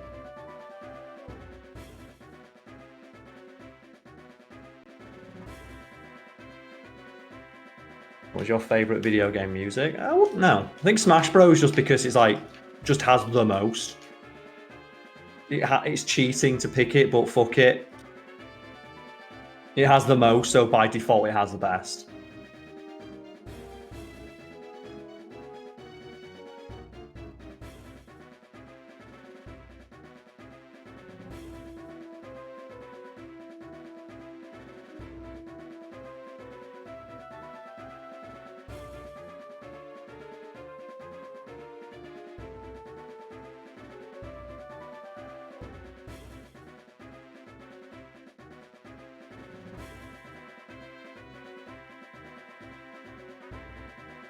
Ahoy, Lucas. Hola. He's back. I am back. While you're on the bathroom, Yeah. you got a phone call on your poker like walk or whatever the fuck it is, and the guy called for a good minute. And it's like, man, that's like some desperation. Oh, Do not call for that long. Oh God, I've just seen how much of that screen is still available. Also, as well, was you got an amazing piece of feedback, Lucas. Like you might have to sit down to prepare yourself for the hottest of takes. The music in Pokemon gets a little repetitive after a while. I mean, it's a fucking Game Boy game. Like, yeah, it's one of those things that's the entire point. Is they have like root music that just goes on a loop for 2 minutes. And it's like designed to go on that loop because it's like but yeah, Lucas, it gets repetitive. Yeah, it does when you have to sit here and listen to like the same thing without a break in battles or anything. Yeah. But I just love that though. Like you're not even hearing the music for very long. I just thought that was an amazing observation. The music in this Game Boy game gets repetitive after a while. It's like fucking no shit. Yeah. See, but then that's the thing is you don't normally hear much of the root music because you're constantly in and out of the battles. That's what the I said is, secret. I said it's a triumph of musical design because you hear the same song so much, but you like never really get that bored of it. Yeah. Like the fact that it is not actively annoying with the amount of time you listen to it is an achievement in of itself. Exactly. And you know what is actively annoying, Carl? This one Pokeball item behind those 3 rocks that you can't go get. That I'm just like, do we want to go get a Pokemon with Rock Smash just to get rid of that ball? Because at first I was like, it's fine, we'll just leave it. And now I'm starting to get really annoyed by it. Specifically the Victory Road music, that's annoying. Well, you know what? I'll turn down my music on my end. So, and I'll just listen out what the Victory Road... I mean, the Victory Road song isn't great. Oh, the dun, dun, dun, dun, dun, dun. Like, as you're walking. No, this one isn't. It's just like... Na, na, na, na, na, na. It's just 1, 2, 3, 4 repeating. Yeah, but, you know, it gets you hyped. It's Victory music. Like, what else are they really supposed to do? One of like the not lesser soundtrack, lesser like Victory Road song for sure.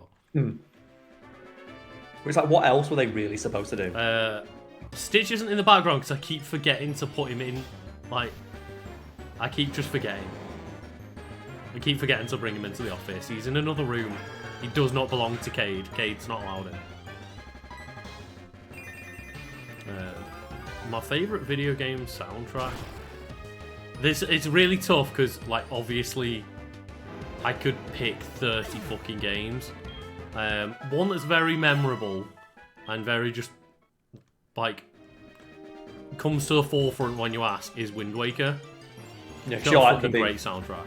Like the biggest Zelda fanboy. I'm a massive Zelda fanboy. Yeah. I love how this guy's still going.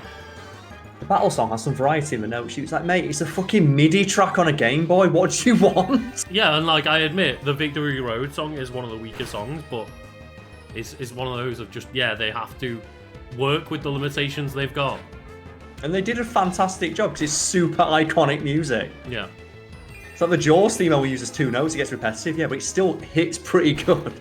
Yeah, like the Victory Road song in like a specific use case, not that great in this game, but generally speaking, the way that Pokemon new music is repetitive and sits on a loop, like, that is fucking genius. Plus, as well, like, Victory Mode music does feel good the first time you get onto Victory Road. That's why it's so simple, because it's supposed to, like, you know, be emotive and like, yeah, I've fucking done it. Oh, did someone chat defeat Carl? Presumably so. Oh yeah, Red Griff 1994. Take him down. Is that because I like brought people over in a raid? Does it like apply a set amount of HP to people who like do things like raids, donations, that sort of thing? Yeah, so I believe the way it works is like doing things like, you know, following and subscribing takes like a certain amount of HP off the boss. Okay. And then it's like whoever does the killing blow becomes the next boss. Also, it encourages people to be a dick. It encourages people to like subscribe and follow and stuff like that. That's the entire point of having things like that on your stream. Yeah. But it's one of those things of the more damage you do in one go, the more like health you have as the next boss. So okay, so one like person on my stream donated like 1,000 bits or whatever it was, like 10,000 bits, something crazy. And it was like obviously a lot of much appreciated, but they became just the unkillable god for the night because they ended up with like 40,000 HP. So if you do like one big thing of like gift out a load of subs in one go, you like take over with a massive health bar and stuff. And it's one of those things of it doesn't get much play on a smaller channel like mine, but I imagine on big, yeah, when you've got people channels, who like that's ridiculous. So like people who are constantly competing taking to over each other, yeah. People trying to get the attention of their husbando or waifu. And do you see the one as well? That girl who got like a streamer who got sent a PS5 and 2 of those like super gigantic graphics cards. Oh right, yeah. Posted about it on Twitter and just went, "Wow, one of my Twitch subs bought me this." Is that imagine spending $3 grand, $5 grand on someone to be called one of my Twitch subs? What? Yeah. So they bought them a PS5 and like 2 of those like the ones that's the size of a fucking torso. Like the 3090s or whatever. The ones that are impossible to get. Yeah. So one of my Twitch subs bought me this. Thanks. Well, maybe the 3090s aren't out yet. Maybe it's 3080. I'm not sure. Whatever it is, it's that stupid, ridiculous, massive one. Yeah. And they got 2 of them. I did really enjoy. I don't know if you ever saw clips of it. I didn't watch the whole thing, but I just saw like, bits taken out. And it was the guy presenting like, here's our new graphics card. Okay. And he was in like a kitchen. And he would just go, oh yeah, and here's the next graphic card. And like open the oven and pull the next graphics card out. And be like, yeah, it was hiding in the set the entire time. Like, what? What a weird way to show off your graphics cards. I do like the ones though of tech YouTubers talking about how hard they are to like obtain while they've got 6 in the background they're not using. What do you mean? There's like tech YouTubers, they'll buy multiple ones so they can like just hook them all up in tandem and stuff like that. Oh right, okay. It's like gaming YouTubers like pre-ordering like 5 PS5s. Yeah. Well, so they can guarantee to get one on like release day or whatever. In the Game Awards, I saw like Dr. Lupo. Mm-hmm. He did a thing where he's like, oh yeah, these are like some of the like, I can't remember what the word is, but it's just, oh, here's some future people that we're keeping an eye on that are getting this award of like being inclusive and being cool people, and they're being encouraged by getting this award for it. And he just had 3 giant desktops in the background of his camera, just like glowing with rainbow colours. It's like, you've got 3 PCs hooked up to just look cool in the fucking background. Yeah. One of them could be like a stream. Like, he might just have himself as like rendering farms. Oh, he might do, but like, I was like, that is a baller move. Having 3 giant rainbow cased like PCs just in the background. The best bit is as well, people will send him hundreds and hundreds of dollars a month. Oh yeah. You're sat there with like technical equipment, like worth more than some people's fucking house. Mm-hmm.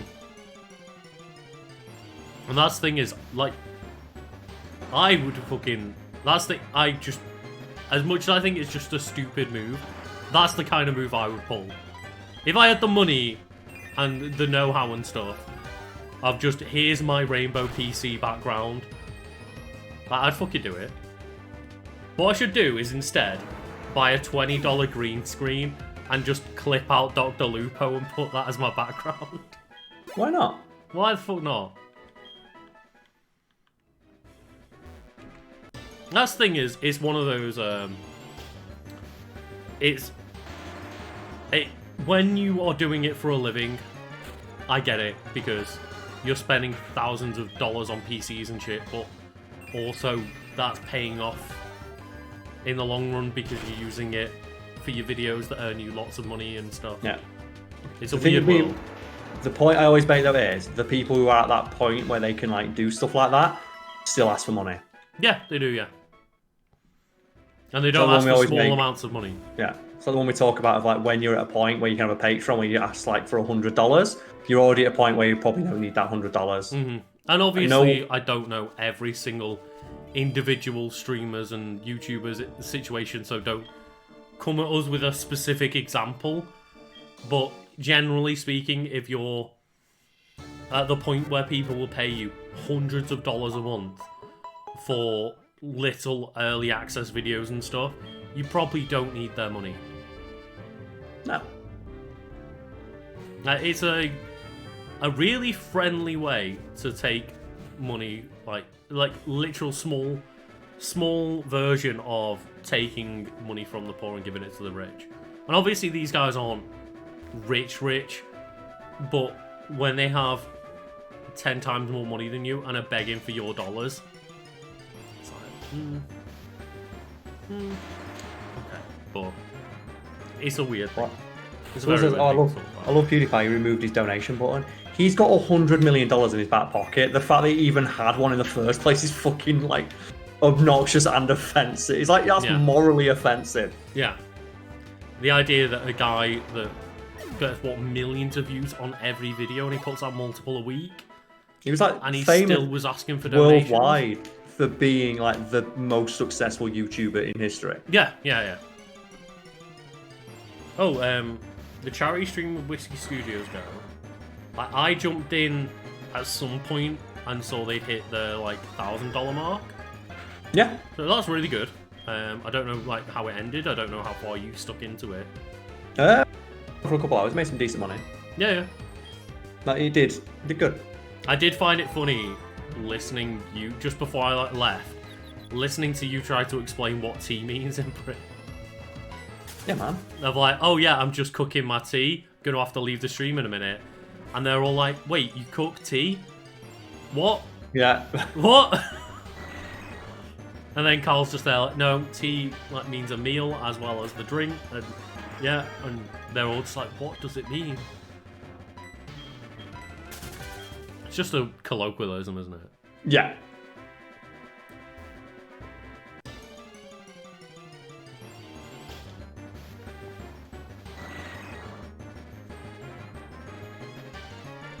Yeah, that's all donations we know that it's charity. Fucking good.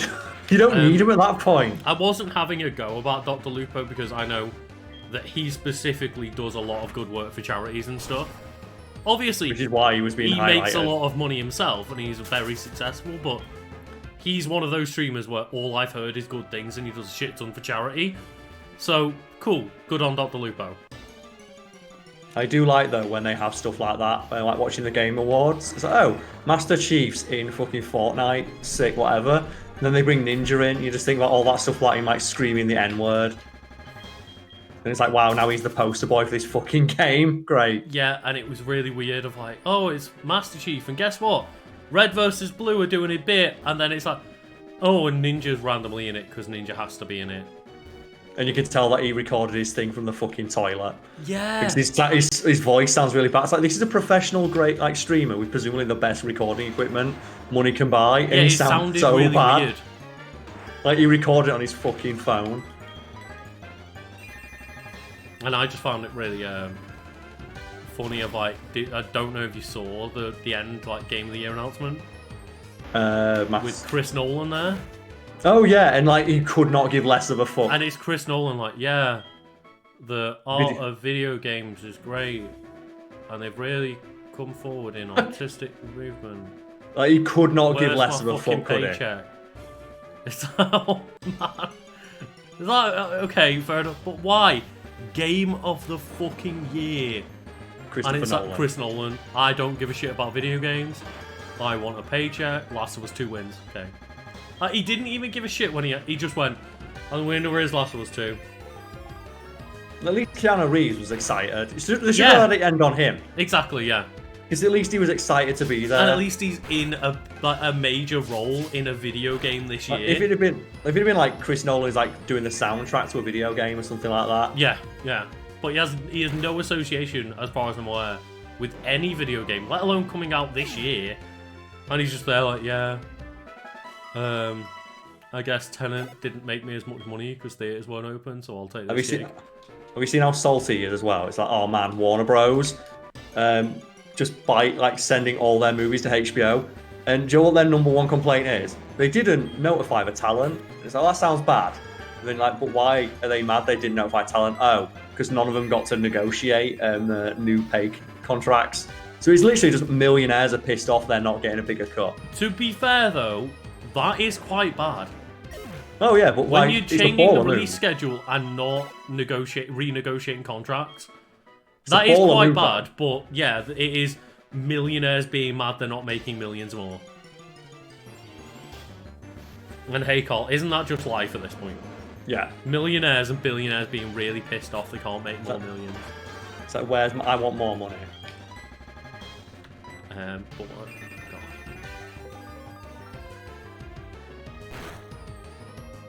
Dune actors took a front end cut to low budget. They're also millionaires, so yeah. It's like my sympathy like goes out the fucking, especially in like today's like climate. I don't care if millionaires are taking pay cuts. But it's like that time RDJ took a pay cut. Yeah. To make sure he wasn't massively overpaid for everyone else. And everyone's like, oh no, poor RDJ though. He's like, no, he decided to get multi-millions amount of money instead of multi-millions amount of money. So the one about Keanu Reeves, the story told about him is, he took a pay cut on The Matrix 2. So like the special effects department could get like a bonus. It's like, no, he just took a pay cut. Because he answered like, I'm already a millionaire multiple times over. Yeah. I don't need the money, and I wanted the movie to be the best movie it could be. The money did not go to the special effects department. It went to the fucking budget. Yeah. And that thing is, it's one of those of, yeah, they didn't have to do that. That is a nice gesture, like the RDJ thing. And yeah, he didn't have to make sure his co-stars were getting a fair pay compared to him. Bear in mind, he is a millionaire, and he also took that extra pay compared to everyone else for quite a while. Oh yeah. But yeah, it's like one of those things of it's a nice thing to do that he didn't have to do, but you don't have to turn it around and be like, oh no, poor Robert Downey Jr. He had to give his money to his co-stars. Like, he didn't have to. Like, he chose to be a nice guy. Or to look good in the media, you never know. Yeah. But it's really easy to make that decision when you're already a millionaire. Yeah, it's easy to say you won't take $10 million or whatever it is when you have $100 million. And yeah, it's one of those weird things of it's just so hard to even comprehend for me how much money those people have, where even when they take a pay cut, they still have millions upon millions of dollars. They have more money than I will ever have. That's why it's funny with like the Warner Bros thing. But it's like, it sounds bad until you realise like they make it sound as if it's like working stiffs who are getting messed over. It's like, no, it's only the talent who is big enough to be able to actually even sit in on contract negotiations and stuff like that. Mm-hmm. So it's people like Gal Gadot.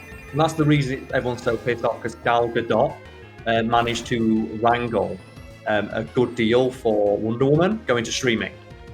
Oh, okay. And everyone's really pissed off that she did that and then they don't have the option to do it. It's like, so you're just mad that she had the foresight to like, yo, I'm thinking that this is not going to go very well. Mm-hmm. They're calling it the Gal Gadot clause or something like that. Because like she just went, oh, I want like a cut from the streaming thing. Yeah. Yeah, so I am emulating the game for the sole purpose of capturing, because I looked into modding my like DS or 3DS for capture cards and shit like that, and it's a ball ache. Yes. I literally own the game and it is sitting on the shelf behind me. I would never emulate a game that I do not own anymore.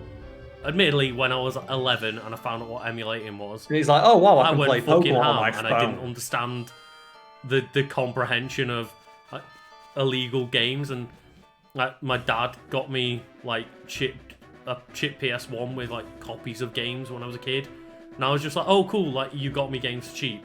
I didn't really understand what it meant. But now I'm very much like, no, I will not emulate games I don't own. I will try to not emulate a game. I don't think I emulated a game in like 15 years until I literally did it for capture. Yeah. So yeah, again, like, do not endorse the behavior of using an emulator. I'm using it because I pretty much had to.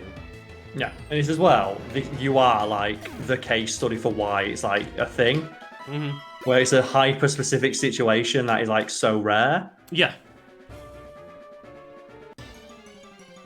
Oh my god, yeah. $420. Like, that's the thing is, just spending that amount of money, I cannot justify because each video might earn me $1. And Spend money, make money, mate. Like, yeah, but when I'm spending 400 quid to get a capture card installed on my 3DS, okay, then make 50 quid back and never use it again, it's like, I get spending money to make money, but when I do not make money from this channel, well, I was like being facetious. Yeah, I know, but obviously I'm explaining for people in chat. Like, I don't really earn money from this. Spending that amount of money would be insane, especially if I started making investments like that all the time for different series. Like, if I buy a game between like Patreon and ad money, I probably like just about earn the money back for a game that I buy for a playthrough. Yeah. If it's like a new game, obviously. Yeah, like, obviously emulation is always a grey area, but at very least I expect people to only emulate games that they own. Well, people don't. No, of course they don't. And everyone who's like tries to defend it has been like, oh, it's perfectly legal. It's like, yeah, it is. But you know the people who are bitching about it aren't the ones who are doing it legally. No, exactly. The people that are bitching about emulation are the ones who just go to ROM sites and download the entire fucking NES catalog. And that's where you get like that story about that couple who got sued because they ran a ROM site. It goes, oh, it's perfectly legal what they're doing. It goes, yeah, but how many people are not using it in the legal sense? I believe it's legal to rip a copy and make a ROM of a game you own for personal use. But the moment you start sharing it, that's when it becomes legal. And that's why it's like, yeah, it's fair enough. If you own a CD, you can copy that CD as many times as you want. But when you like have like the trunk of your car open and it's like, well, here's like these free, like, just come and put your own CD and you can copy my CD. Yeah. That. I imagine it like, oh yeah, you can film. If you own a film, you can like, you know, put it on a projector in your back garden. Mm-hmm. If you invite people to come over and then film it, yeah, and then they can take it home. Right, I'm going to have a bathroom break myself, Lucas. Yeah, go for it. Yeah.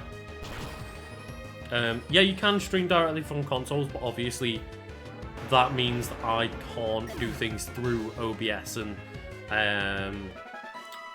stream elements and stuff like that. So I wouldn't be able to have this layout, like the overlay with the webcam and the like boss bar and the chat up here, like be a lot harder to do from a console if at all possible.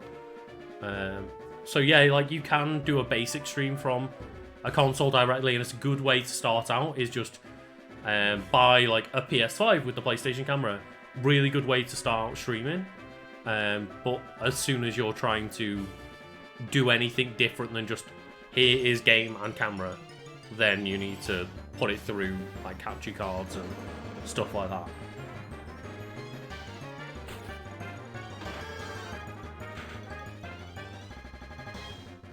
Like fair play, like a DS gaming channel in 2021. Like I only caught on to Scott Wars this year, but he's a fucking like solid YouTuber, man. He does good work, and he seems to fucking put out a lot of videos. Yeah, we chose Syndicate. We didn't choose Syndicate. We chose Chikorita because Carl always goes for grass type Pokemon, and I personally, I'm like, I'm a floating voter when it comes to Pokemon starters. Like, I think when I looked at it, I like pick 5 water starters and a few fire starters, and then Rowlet's the only one I pick as a grass starter. But Carl is a very consistent grass type user, like when it comes to starters. Grass types for core.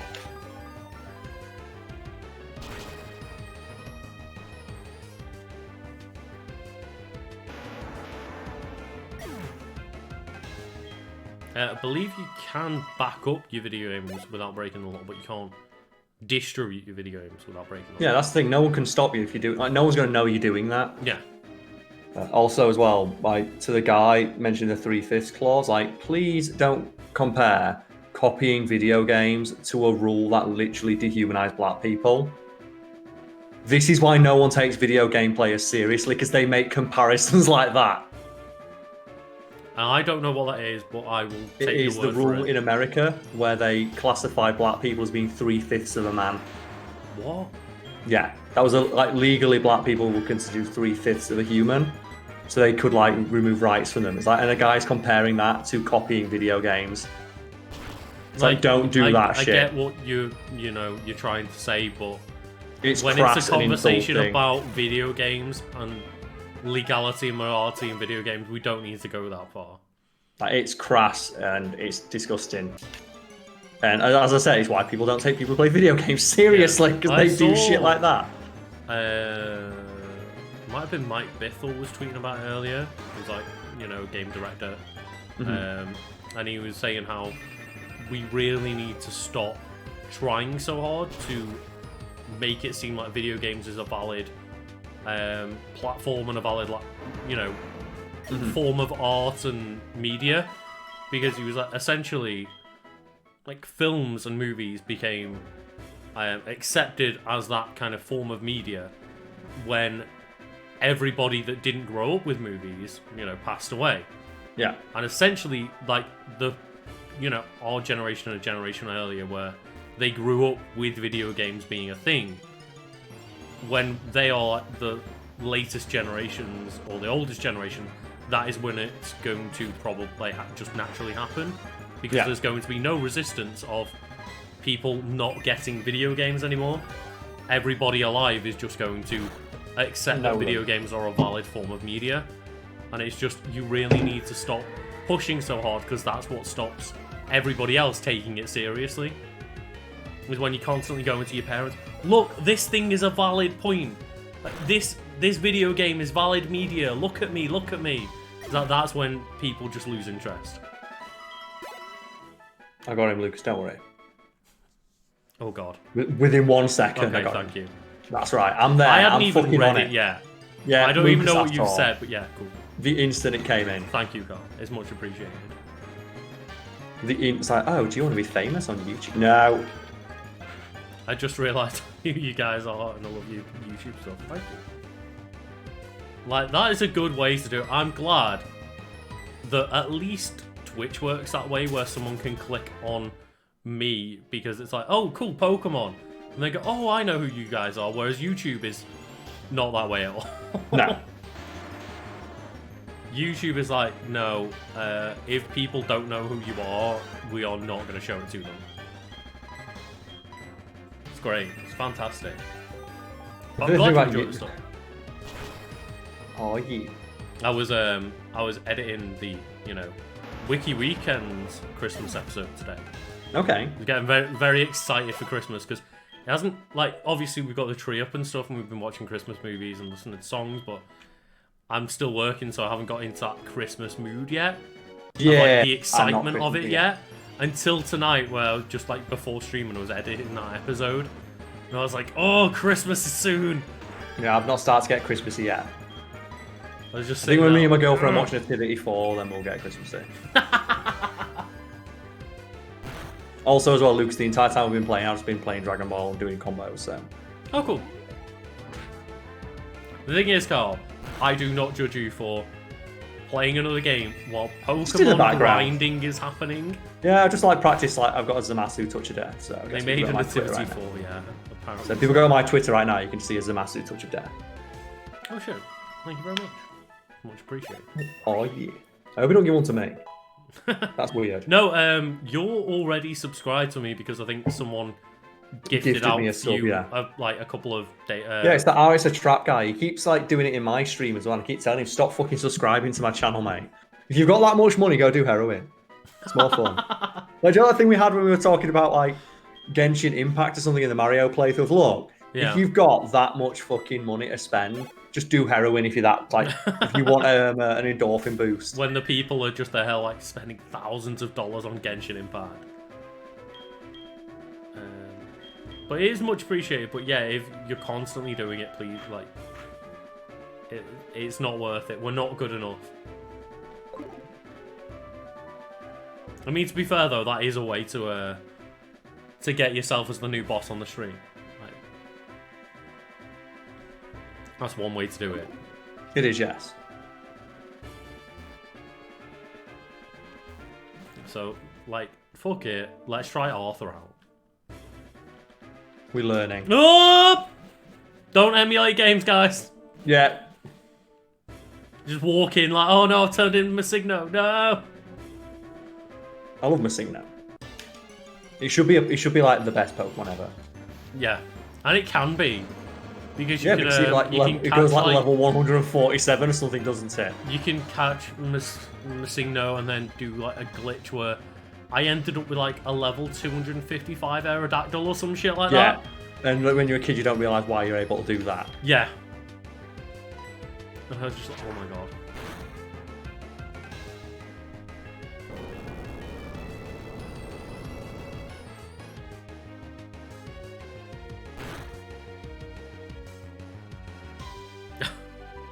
Fair enough.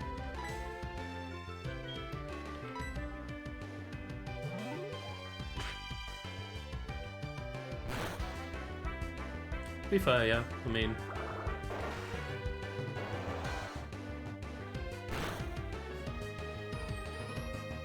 like either way, it is appreciable. I just don't like to try to pressure people into subbing or anything like that. It really annoys me when I see clips of streamers that are sitting there going, "Oh, guys, like we're so close. We just need more subs. We just need more subs." I'm like, why are you sitting here begging people for money? And it's not that. It's not the wanting money part that I hate. It's the pressuring other people into spending their money I don't like. Especially during a fucking pandemic. Like, if you've got money to spend on stupid stuff, spend it on stupid stuff if you want to. But if you don't have that money and you're sitting there as a fan just wanting to watch a stream, feels real bad when someone's like, oh, only the true fans are subs. Like, you should all sub to me. And then you're like, oh, okay. Like, great.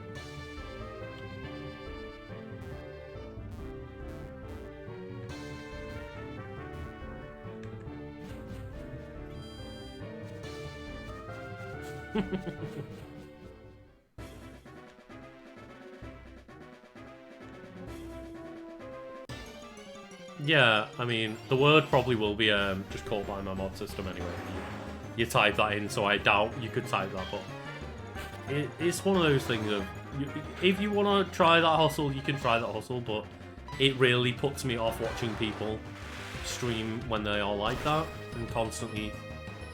Like, it's one thing to have a little sub goal in the corner or something, but when you're actively telling people, man, you guys really need to sub to me right now, it's like. Not to mention as well, when it, like, just damages the quality of the stream. Yeah, because they're constantly interrupting the stream to ask for money. It's like, please stop. Just play the fucking game or do answer the questions, whatever you stream. It really baffles me, by the way, that, like, just chatting is by far and away the most popular thing on Twitch. Of course it is, yeah. And I get that it's a much more all-encompassing genre than one specific video game, but just all day, every day, just chatting is the most popular thing on Twitch. People use it for like companionship and stuff, don't they? Yeah, I suppose, yeah. And actually, I meant to mention this earlier, but did you see the like video going around Twitter of the woman who was just like, oh, if you are going into women's streams expecting to like give money to them for attention, you're being really fucking creepy, I need to stop. And then it's like, especially ones where it's like, oh, I've noticed that this is like a small streamer. She only has a few viewers. If I come in and wave around my dollars, like they've got to pay attention to me and start chatting to me. And then you start messaging me like, oh, haha, I just donated money to you. Ha ha ha. What are you going to do about it? And shit like that. It's, oh my god. Oh, it's my friend Melissa. She deals with it all the time. Like she says, I am an entrepreneur. You are not paying like for access. Like you are paying for pictures of my asshole. That does not entitle you to my time or attention from me.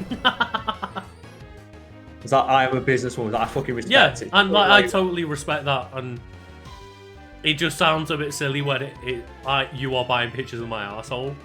Yeah, but like, fair enough.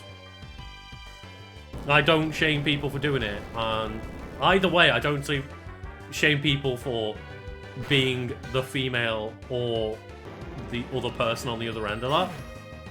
If that's what you want to do, that's what you want to do. Fair fucking play. Yeah, why not? And I saw something about like, UK government are trying to pass laws to suppress sex workers again. It's like, fuck off. Just leave them alone. And obviously that is different from sex workers. I'm not trying to say that, but just the idea of selling sexuality in any kind of way. Yeah, it falls under the same umbrella. And it's just like, you know what? If I want to sell pictures of my tits online, yeah, fucking do it. If people are buying it, there's a market out there. Fucking take the market.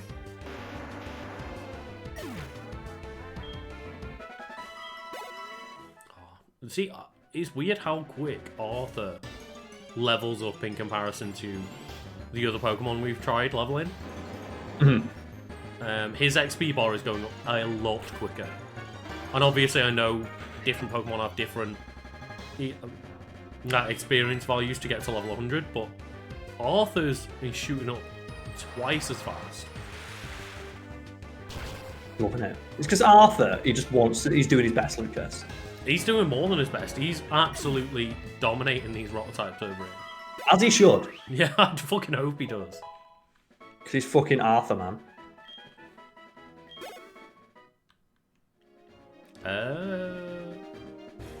I don't even know if you have the ability to turn off subs on Twitch. I'm not sure now, but because, it's like similar to if you see ads on this stream, which I presume you do. I have never like really turned on ads. I did a couple of times when I decided when I first heard about the thing. I was like, well, if I go on a break, I'll remember to click play ads so it's at an appropriate time. But even now, I've given up on doing that because it's just really random intervals that Twitch mandatory plays ads for people. So I don't want ads on these streams, to clarify. Like, I'm happy with people coming in to one ad and never seeing another one, but Twitch will autoplay them. So I'm not sure, because Twitch gets half the money from your subs, I'm not sure if they will keep that as a mandatory thing. I've no idea. Because obviously they want their cut of the money. They do, yeah, but I think you get an ad when you first join a stream, and then you have like that one where you can put an ad on whenever you want. Yeah, but they added that thing not long ago, didn't they? Yeah. We will play ads when we decide your audience gets ads. You have no say in it. If you don't play ads for long enough, we will just force your audience to watch ads. Do you know about the guys who donated their life savings to Pokemon 8? No.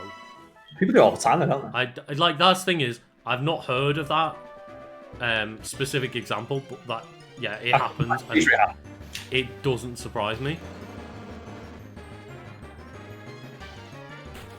Well, that's all I ask is, I've been poor as fuck. I never felt appreciated when people forced me into spending my money. And I don't want to be that guy. Like, I appreciate anybody's help, but it's not necessary in the sense of, like, if you don't have the money, don't fucking spend it. Because I've been in that situation where I had, in university, I had £5 to your name for 1 week. I had my last £5, and I had 1 week to last me, until I got my next loan payment because I wasn't working in uni. Foolishly, I should have worked in uni. I will give that advice to anybody. Get a fucking job during uni. But yeah, I decided to coast along on my loan and had 1 week where I had a fiver only. And then I spent it in one night on Pick and Mix. And I basically lived off 1 box of Cheerios for like 6 days. Cheerios and water because I bought a fucking £5 Pick and Mix. So yeah, I know A, what it's like to have no money, and B, what it's like to spend it really foolishly. So yeah, it was one of those. You know, when you've got £5 to your name, go fucking spend it on Pick and Mix. We've all been there. I'm not sure everyone's been in that specific scenario. We've all been in the scenario of just having no fucking money. Yeah. Yeah.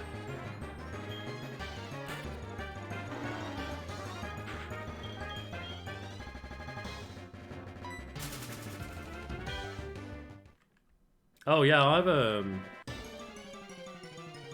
had quite a lot of times where like people have told me to get a job or to get a full-time job and shit like that. Like even family. I remember Chris too. Yeah.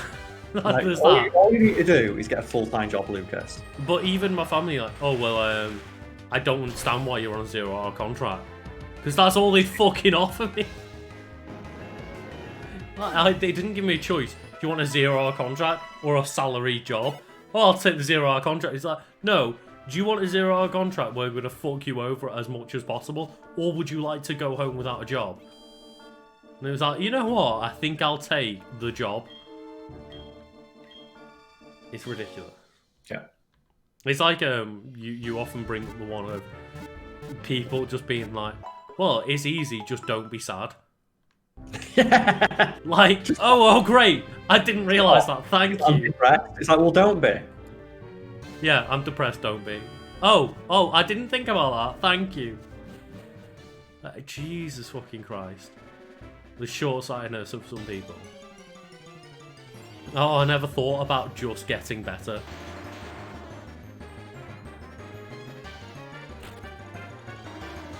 Oh yeah, I'm not saying that getting a job is easy at uni, or like even right now or when I was at uni.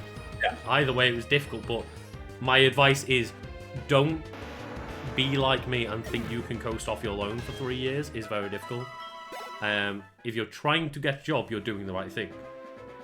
My point is just don't try to not get a job. Yeah.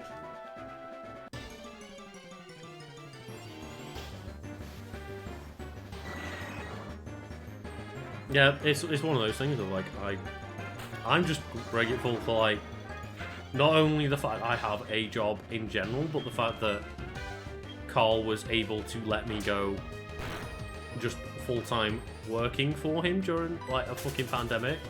Hell yeah. And I appreciate totally that A, what you've done for me, and B, the fact that so many people have lost their jobs, including like family members of mine and stuff.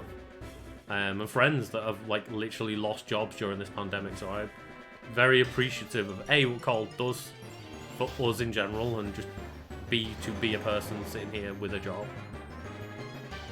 It really sucks. Oh, God. Yeah, I want to try to like make it more positive than this. So I'm going down that rabbit hole now. Ah, it's fine. It's getting to that point now, like when you're playing Pokemon, where it's like, no, fuck it, life sucks ass. Yeah, life sucks ass, but we're doing our best. I'm trying to not go down the COVID and 2020 sucks rabbit hole again. Because that's the thing with every podcast every week. It's like, let's do our best to make it a comedy podcast again. So it's really, really tough to do just a weekly quote-unquote comedy podcast this year. Yeah. And keep it light. Oh god.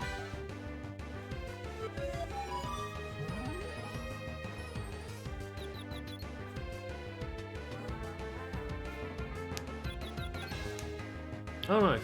Yeah. I don't like what is going on with football because like aren't they like letting people in, but they're only letting like 1 every 10 seats or something? Don't know. And it like looks really mad and depressing where it's like, oh okay, well the crowds are back, but there's like 30 people in the crowd. Yeah. It's like, oh god, is that worse?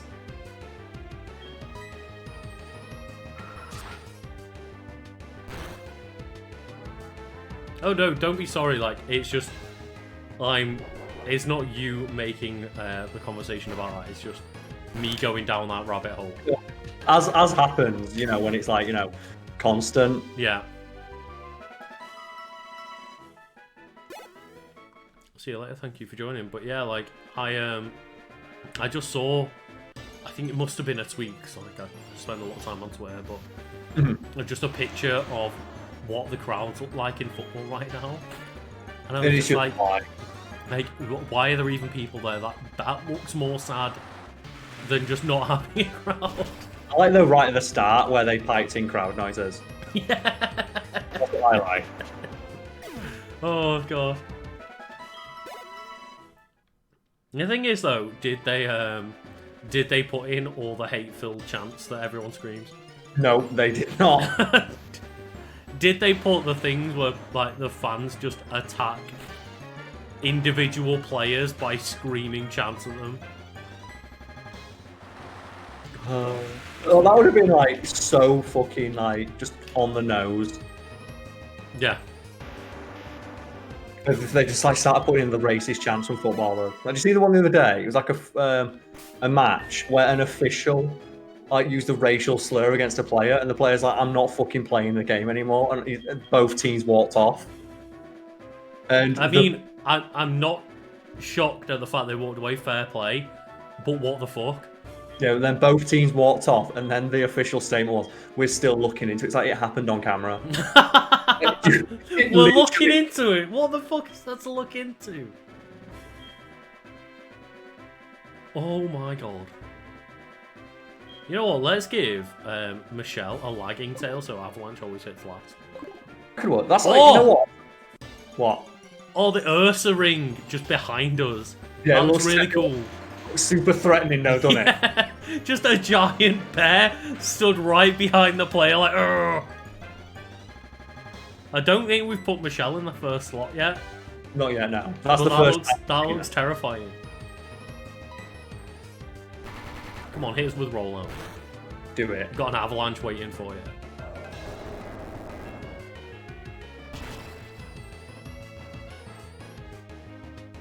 That's pretty fucking strong. Audio fans booing the refs. Did you see that too? Oh, no, really? Oh, right. I thought you meant the comments on football. They had audio of fans booing refs. Oh man, I hope so.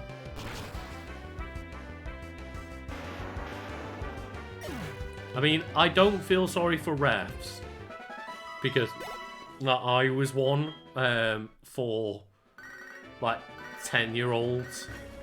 You know, just what's meant to be a friendly game of like a bunch of 10-year-old kids having a kickabout, but the families, the parents always treat it as if it's a life or death matter. And I got people like screaming fucking swear words at me because I, you know, called a foul or called a goal, and like, "Oh, you fucking prick, how fucking dare you, I'll fucking come and hit you." It's like, this is meant to be a 10-year-olds league. What the fuck is going on? Like, what is wrong with you? I'm sure your daughter wanted to come and play a bit of fun football, and you are screaming at people because she, like, accidentally tripped someone else up. Like, what the fuck is wrong with you? I'm not, by the way, condoning the fact that this referee was racist. Fuck that ref. But yeah, just refs in general.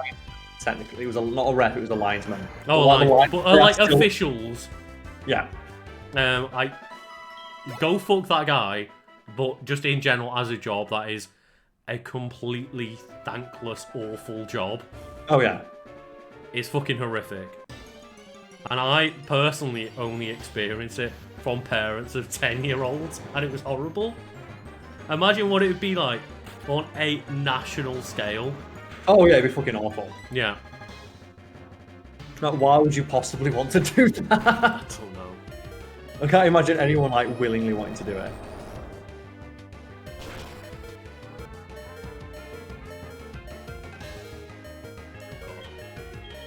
Let's just send somebody else.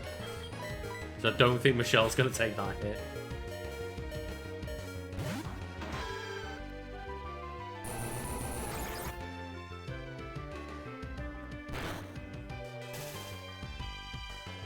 Yeah, it's a real tough time, like trying to negotiate Christmas with people. Like right multiple households, yeah. Like my family telling my nan like we can't all come visit you for Christmas. Really rough, but at the same time it's keeping her safe, and it's just fucking horrible. It's not nice, but like when the alternative is like potentially killing your fucking grandma. Well, that's the thing. I don't want to kill my nan.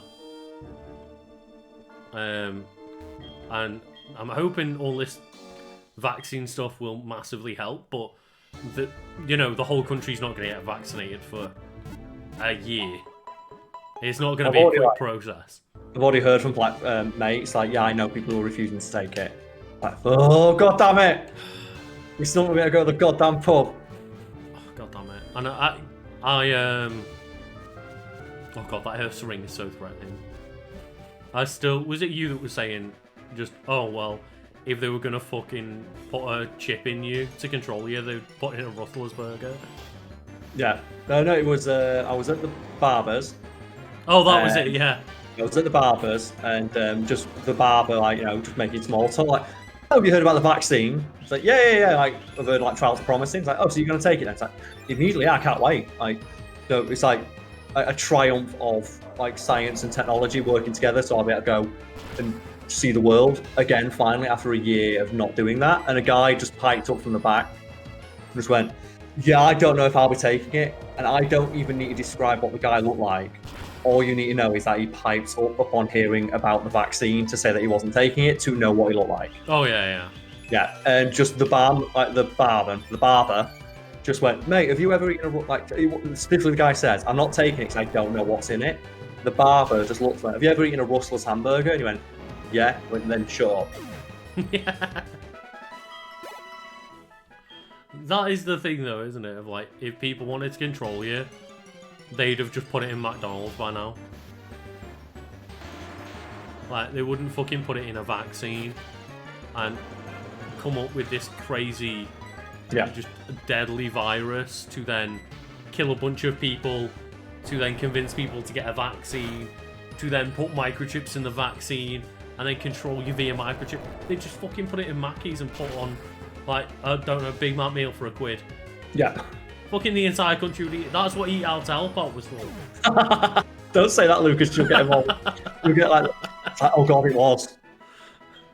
That's what it all was. The vaccine's just to throw you off. It was actually Eat Out to Help Out. That was the real one. Because did you know anyone that didn't go for one meal? I did not use Eat Out to Get Out at all. Like, me and Jenna went to one place where there was like no one in it. And that was only because we were walking down to get like pet supplies and walk past it was completely empty. But I did not do it at all now. Yeah, I know people that were like, yeah, we went every single day to go get a Mackey's or whatever it was, or Nando's. Oh, or yeah.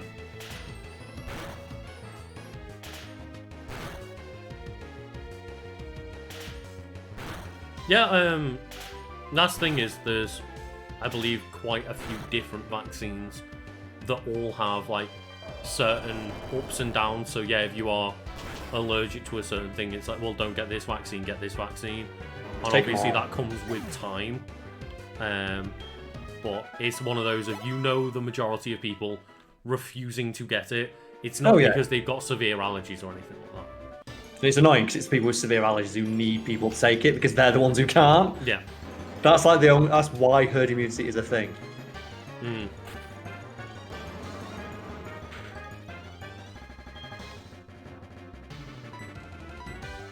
Oh god, Michelle. No, Dragon Breath.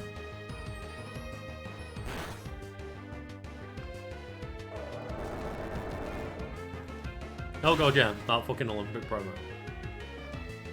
Like, I was watching that Fat Fiend video today with Jenna.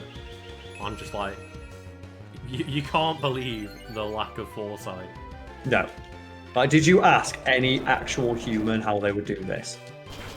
It's just, oh, okay, well, America won these events, but, yeah, they lost to the people that aren't participating anymore. Do you think that's going to affect anything? Nah, it'll be fine. Nah. It's going to be alright. It's like, really? I think they paid for it in the end, though. Like, we did another one that is kind of a similar vein of the Walkers one that isn't out yet. Oh, yeah. And it's like just companies having absolutely no idea when people will abuse the fuck out of their competitions. Oh god. Did you like ask any human? Yeah. Did anybody think about this for 2 minutes? Like, no, we didn't.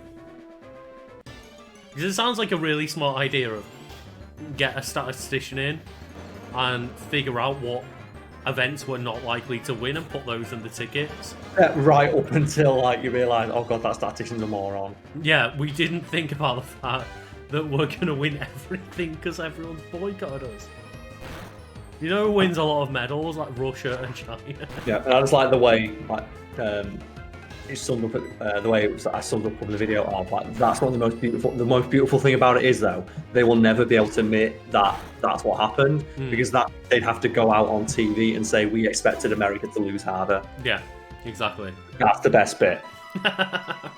Because there's no way they could have. They have to just say, yeah, we're really glad that people took the competition so seriously. Mm-hmm.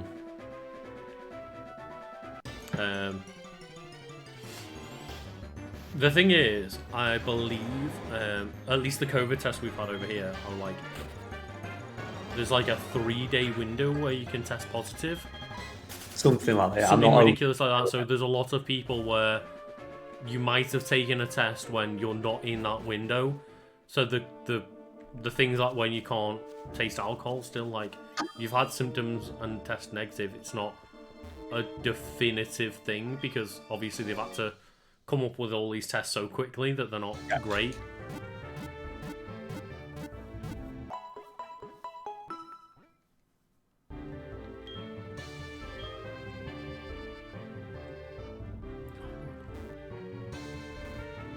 McDonald's build a burger promotion. That's basically what they have then. Like what we have now, sorry. If you go into any of those McDonald's where you have the screens, which is most of them now. Yeah. In Liverpool, we had like one of the first ones, so it was a bit of a big deal back then. But you can basically just go in and be like, "Well, I want this burger," and just take away this, take away this, take away this. Like they let you take away anything in the burger, including the meat. It's where you get though that legendary vine of the guy pressing no on everything, except for cheese, and he goes to the thing, and he opens up his box, and it's a slice of cheese. Well, the person who managed to break it, so he paid a 99p for an empty box. He was able to get it, so he took everything off, but he still had to pay for it. It's like shit like that's amazing because it's like they never anticipate anyone doing it. Because why would you? Why would you ask for a burger with no burger? Yeah, you're not gonna like do the test, right? So he ends up paying like 99p for an empty burger. So he goes up to the thing, hands him his receipt, and they give him an empty box. And just like the person's really confused. The thing is, I appreciate the McDonald's way that doesn't question that. Well, the thing is, at that point, they don't give a shit, do they? It's like, I don't have the time to argue. But I always encountered that in Nando's where I would try to be helpful. Like get people a better deal. And say to people, oh, well, instead of ordering these all, like, here. So, say, for example, they were like, well, I want a burger, but minus everything on it. I'm like, well, you'll save yourself £3 if you buy the bun and the fillet and just cut the burger, like the bun, and stick your fillet on it. No, I want a burger. Like, but you'll save £3 if you just buy the 2 separate ingredients and build it yourself. No, The one I that want the you- burger. Yeah, the one that you always get with that is people in like McDonald's workers when people come in and go, "Can I get 20 nuggets?" And they just say, "Oh, it's cheaper to just buy 3 boxes." Or like there's specifically a nugget deal where it costs more to buy that amount than I it does to think just it's buy cheaper 3. to do something weird like get a nugget meal and then add on more nuggets. Yeah, it's like when people say I want 20 nuggets and fries, like it's actually cheaper to order a nugget meal than order. It's like, and then they get told, the person goes, "No, I want what I ordered." Well, this will save you money. It's like, no, give me what I ordered. It's like, Yeah, okay. I encounter that I'll all the charge time in Nando's. I'm literally trying to save people money. No, but I want this thing.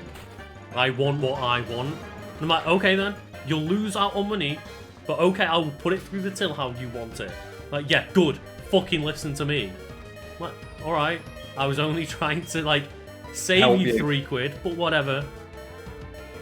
It's bizarre. Really bizarre. And yes, that isn't made up, that isn't fabricated, it happens quite often. all the time. Like, I would have it happen at least once a day. Where just one person wanted really, really plain food and just wanted, like, burger, take everything off it with a side of chips. It's like, it's cheaper to just pay for the individual ingredients. Oh yeah, that one. Yeah, I want a cheeseburger with no cheese. So you want a hamburger? No, I want a cheeseburger with no cheese. It's like, well, that costs like 80 more. Yeah. Yeah. And that's the thing is, I worked there for 5 years. I knew the fucking menu inside out. Because guess what?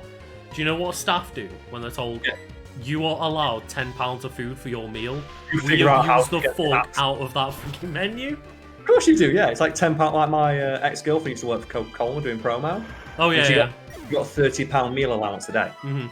And what her and all the other promo girls would do is they all stayed in the same hotel room. They would pool their 30 quid together and just order £200 worth of takeaway every evening, Yeah. and then like bring it all home afterwards. Like order all the stuff that can be kept. Like, oh yeah, we do like delivery orders, but from like Tesco, and order like 15 sandwiches Oh, at the end Carl.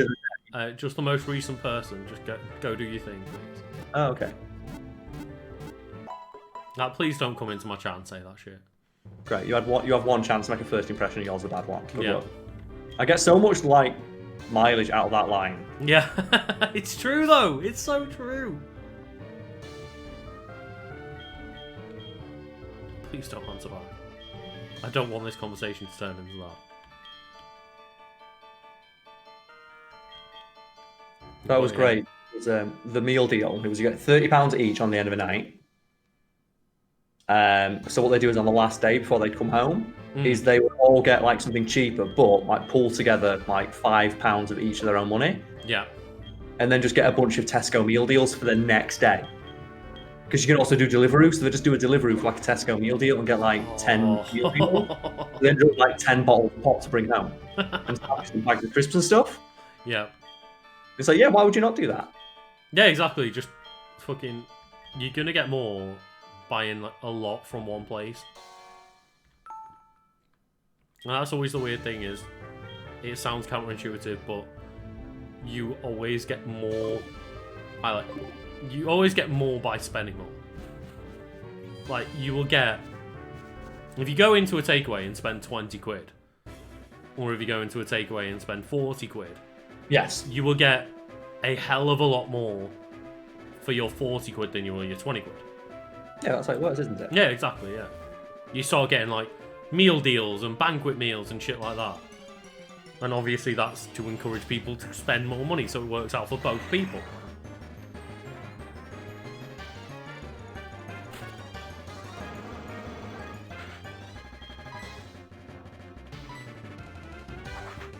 Oh god, get your wing attack in. Like try using a wing attack as my fucking giant bear. Thing is, though, Golbat's nearly 5 foot tall, and that's terrifying. Yeah, but your else is 5 foot tall. Fucking Ursaring. Ursaring's like 6 foot or something. Great, it's massive.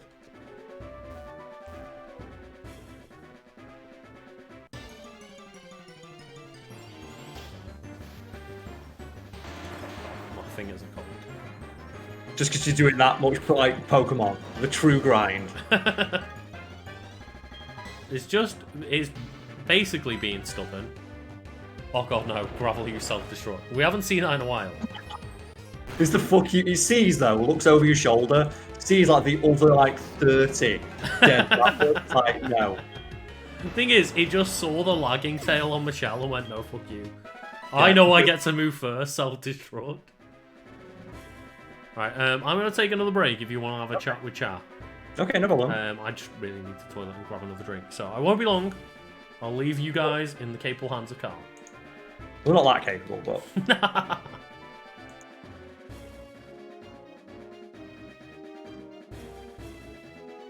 So yeah, chat, I'm here.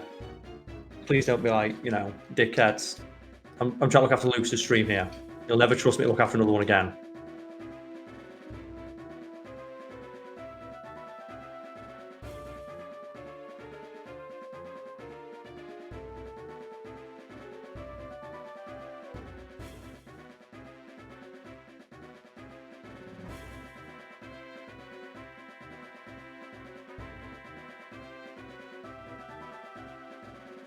Oh, please don't spam emojis either.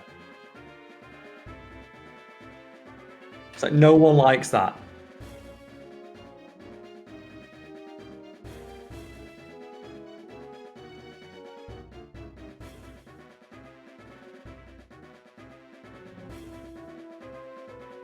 That's spam. It's more just when people just post nothing but strings of emojis.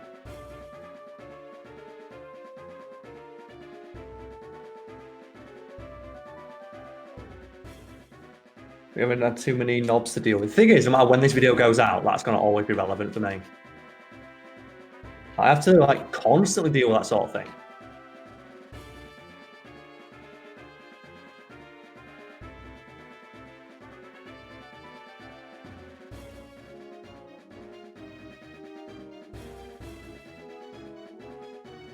No, do you want to eventually get a pet? Yeah, I can't get one in the current house I'm living in now. You know what's fair enough, it's not my house. My landlord doesn't want me to have a pet, that's like their prerogative.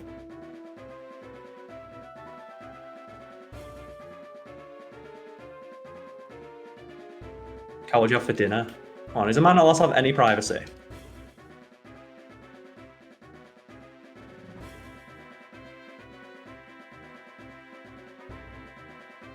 A man's like, what a man has for lunch, man, that's some privacy. It's like one of the few times I'm actually like able to be completely myself. It's like when I'm eating at my home. The mug you always tell is full of vodka, right? I've not drank in a video in about 8 months. The like, exception being that one I did with Adam.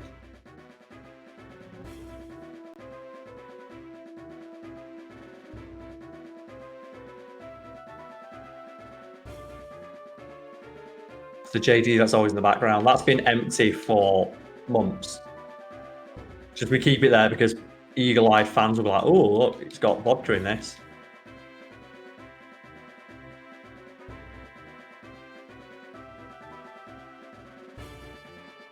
Impressive. I don't think it's impressive.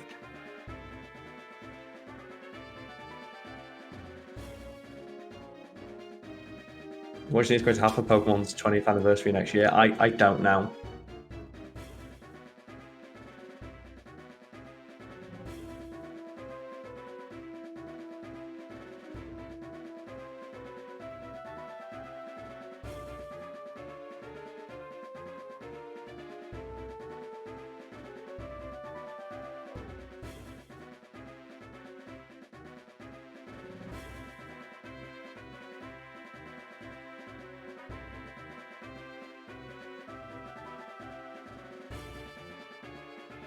Watch the results of that video with Adam live on that stream. I'm not sure what that is. Not sure what that's referencing. I try to follow everyone's content, but there's like so much stuff that we all produce. Not to mention all the stuff I try and keep up just on my own personal interests.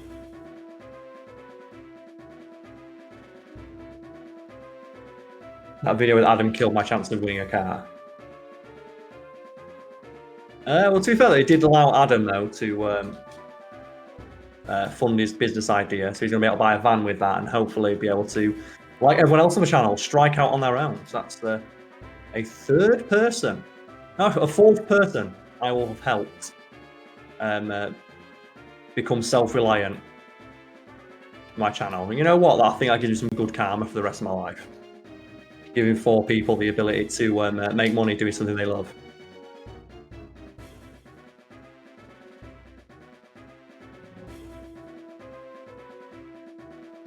Do you plan to release any more videos for Christmas? I'm not sure what you mean by videos for Christmas. I guess the people watching this after the fact will know.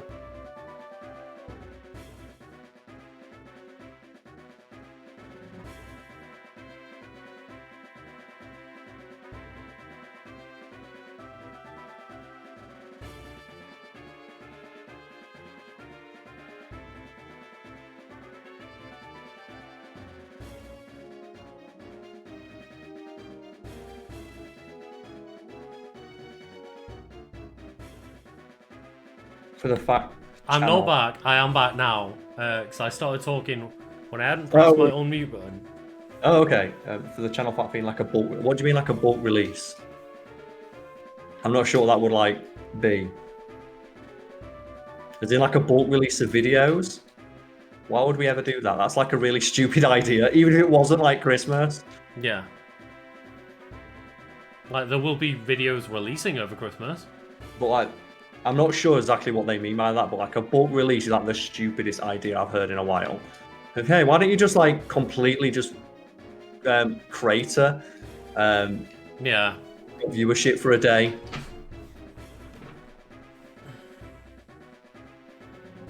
Did you see the one I got today of oh hey, why are like the back end of the God of War videos? Oh yeah, yeah. Like I quote tweeted that, didn't I?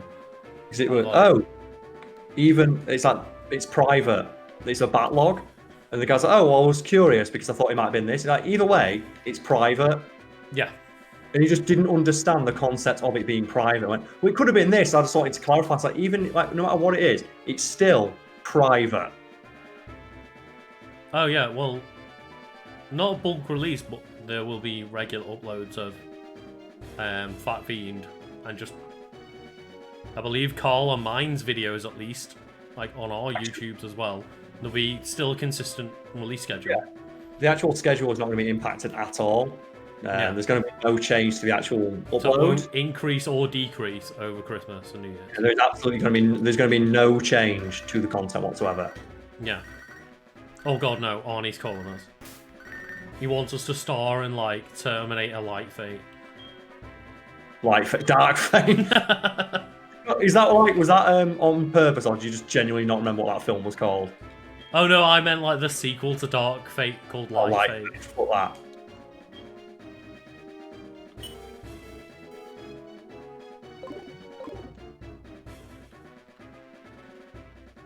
So Carl, like, I presume you haven't noticed it, but I did send you a little message to ask something not on stream. Oh, okay. Like, me and Carl are allowed to have a little privy conversation about something. Yeah, where was this? Just on Messenger. Oh, we go.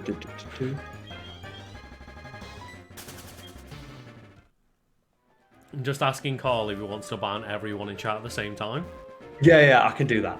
No, like, just like say that we can do it like one of the days. We can even like just pick it on one of our days, like when we're not recording. Yeah. Because I feel like it's run a bit long now. No, that's like, cool. if you end it with that, like the hype's gone. Yeah. We want to like be fresh. We can always like to make that a bonus episode, like you said. Yeah, we can. Yeah.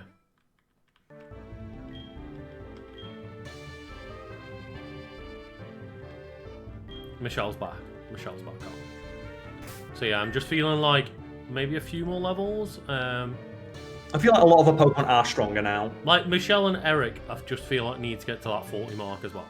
Yeah, once we're like 40, like, there are a couple of levels higher, but with like the decent moves, we should be okay. Yeah, because we just end up getting like absolutely destroyed by one Pokemon, and the issue was that it's Houndoom, isn't it? So we need a move. They for that. were killing us quicker than we were healing.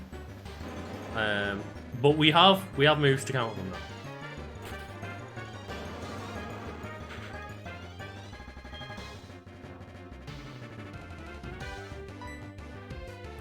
now. Thank you very much for just being a very sensible person and saying, I'll DM you so we don't spam chat. I've never seen that in my life. No. I get so much on like the streams I do about people just having a full-blown conversation. Yeah. It's like, can you just please not do this? It's incredibly fucking distracting. There is literally, it's like whispers, isn't it? Like the DM system. It's like you can click on their name and whisper them immediately, but yeah, some people choose to have just an open fucking conversation in the middle of the chat, and thank you. Thank you. I can't even read the name. Kalinda, is it? For just saying that. I'm not going to spam chat with this. I've never seen anybody just immediately go to, I'm going to DM you, so thank you. Oh, the worst is when people like arrange to like go and leave the stream live in the chat. Like, oh, does anyone want to come play a game with me? Yeah, like, yeah. Sending like their friend code and stuff out into the chat. Like, this is like publicly viewable on the internet. Don't do this. I didn't realise that the emulator had like alt as a hotkey to pause, so I accidentally just hit it and the music stopped. I was like, oh no! What have I done?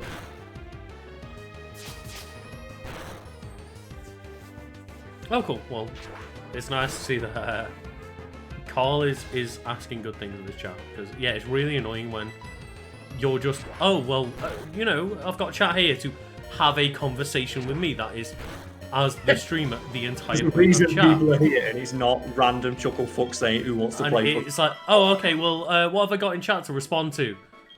Oh, you guys just having your own conversation, I see. The worst is when you tell people not to do it and they just don't respond. Yeah. And they keep doing it. Yeah. Or they say, well, I'm sorry, but they're asking me questions, I'm going to answer. It's like, well, fucking DM them then. I'm not having a go at you. Like, no, we're just like, we're speaking generally about people who do that. Like, I'm not having a go at you for, like, the beginning of a conversation, but it's when people go on a massive fucking conversation between two people and they don't realise maybe the better place for this is a DM. Like, I get if you're just starting to talk to someone, like, the first couple of opening lines of like, oh yeah, well, we're starting to have a conversation, and then go, maybe this conversation could take place elsewhere. But it's when people don't have that hindsight of like, well, foresight, sorry, of, well, we've keep directly messaging people like back and forth in a public chat room. Maybe we should go somewhere else. Obviously, yeah, it comes down to each individual streamer, but especially when you have a less active chat at times, and it's just two people constantly dominating it, people will look at that chat and go, well, I'm not going to fucking put anything in there. It just looks unwell. It's the same reason, like, don't respond to literally everything that goes on in the stream live as it's happening. Yeah. Because that's for a similar thing. It just looks unwelcoming to see one person being the only one who's just monopolising all the chat. Exactly, yeah.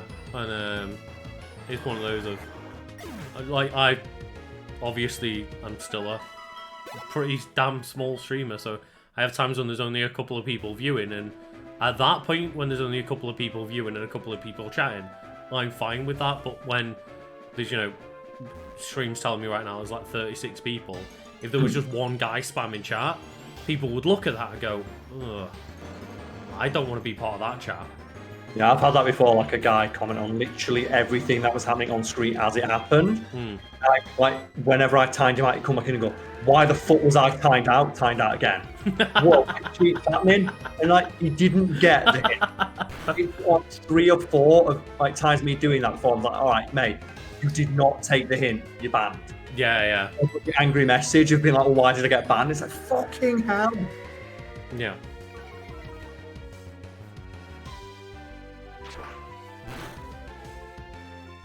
Yeah, it's not hostile, but it's not welcoming. That's the thing is, yeah, it doesn't make you want to chat, and when, as I said, when you are in a situation where you're really early starting out and you have 5 viewers and you have 1-2 people chatting, it's like, okay, cool, because obviously only a small portion of viewers are going to want to chat. And I get it, but when it's, oh, we have quite a lot of people in chat and one guy wants to dominate the conversation, everybody else just stops. And it's one of those of read the room, isn't it? Which is like, it shouldn't be difficult. Like to be aware of like what is happening. Yeah. But if you look at a stream with say 100 viewers and go, I sent the last 8 messages, maybe I should calm down.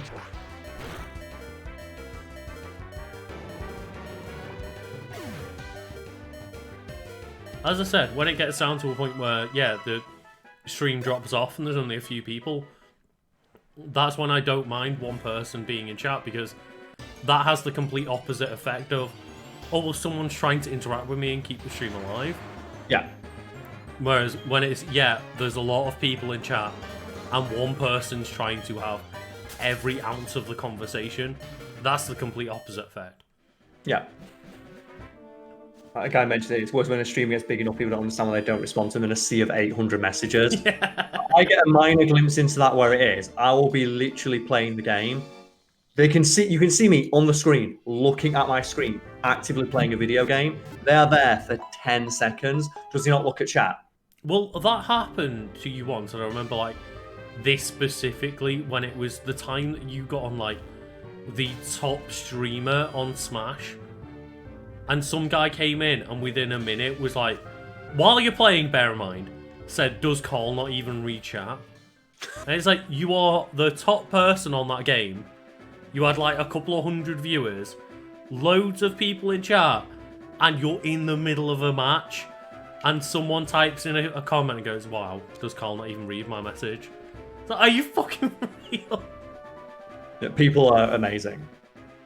Like all you want to do is just like tap them on the shoulder and go, "You're incredible." Mm-hmm. Yeah. It Yeah, just needs that Keanu Reeves gif of like, "You're breathtaking." Just how do you not get what is going on in this situation? Thing is, does confusion amp up guts? No, it's only it's not a status effect, is it? Yeah, it's volatile status conditions. Yeah. Such as paralysis, poison, burn. Not sleep though. And I guess that's to stop people using like rest and sleep talk, because that would fuck you up. Right. Yeah. But it was a question like favorite game. It's not even about the question itself. It's just that people will come in. They can see that as they are typing, you are in the middle of doing something that requires your concentration, and then they're criticizing you for not seeing their message. That's the thing with a game like Pokemon. That's why I wanted to stream it, because it's super easy to press and attack and just kind of look at both screens and be in and out. But when it's a game like Smash Bros, where it's a fast-paced fighting game, it's like, I can't read chat while I'm fighting Carl and Charlie. And for the most part, that's what I do respond to chat midway through the game, because I'll look over every time I get like a stock or something taken off me. Yeah, every time it's that little like 5-second respawn window, I'll take a quick check and look at the last 2 messages of chat or whatever. But it's so difficult to do, and then you just get people going in like, oh yeah, as if he doesn't fucking read my message instantly. God. I can't believe that Herman Lee got DMCA'd for his own music. Yeah. I can, and I can't believe it. It's incredible, isn't it? Because it sounds so farcical, but the world we live in, I'm like, yeah, that's exactly what happened.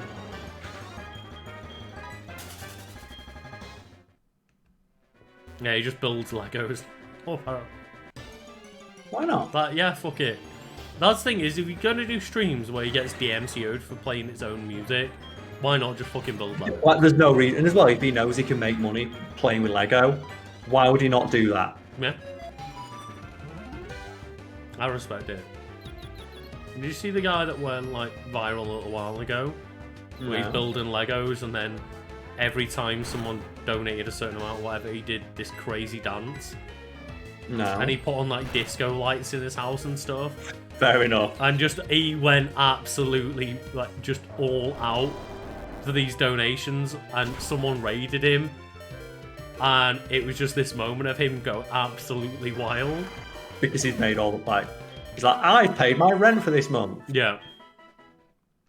Like someone raided him with a bunch of viewers. And he was like, right, it's time, it's dance time. And just stopped building Legos and just went ham. And just did the best like 5-minute dance. Why not?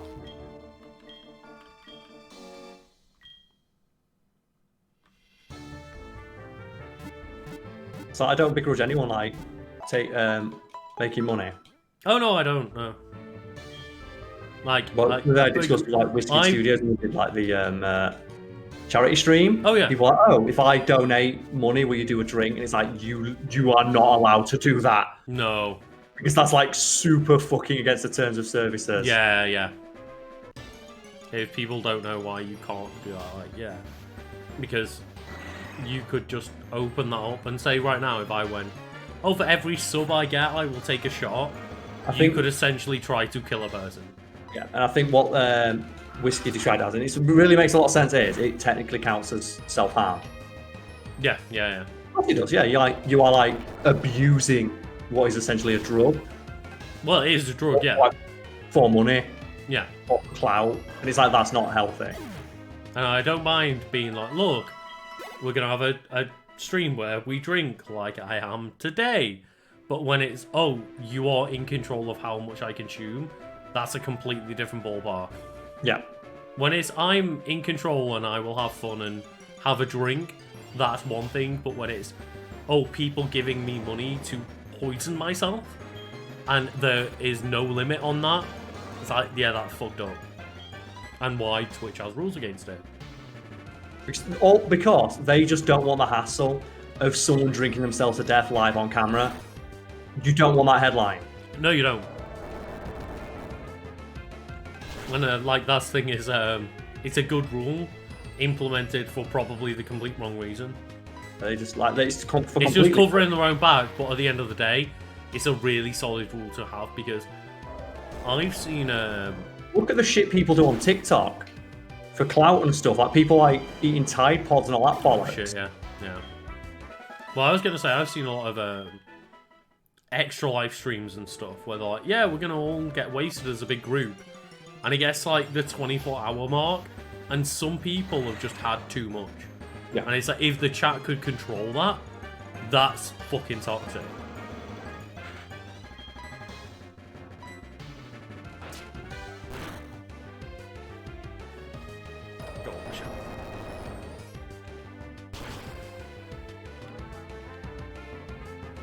Yeah, that's the thing is, like, obviously the Twitch DMCA shit seems really extreme because they had, like, no rulings on it prior.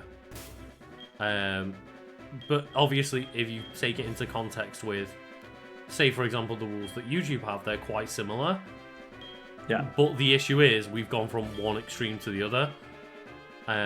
So yeah, if I was gonna put up a YouTube video where I was using even my own licensed music, I would still be a bit cautious about it. But because everyone got used to doing whatever the fuck they want on Twitch, it comes as a bit of a shock. But yeah, it was like the Wild West for a bit, wasn't it? Yeah, it was.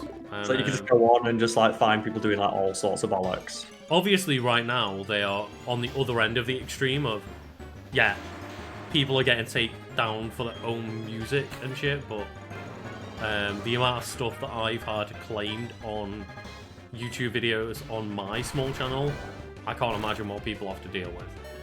It's fucking insane. And the worst part is, for the most part, it's not the actual artists trying to claim the money. Well, that's why you have stories like Herman Lee getting fucking his own music. It's like, if that was him, of course he'd give himself permission. Yeah, exactly, yeah.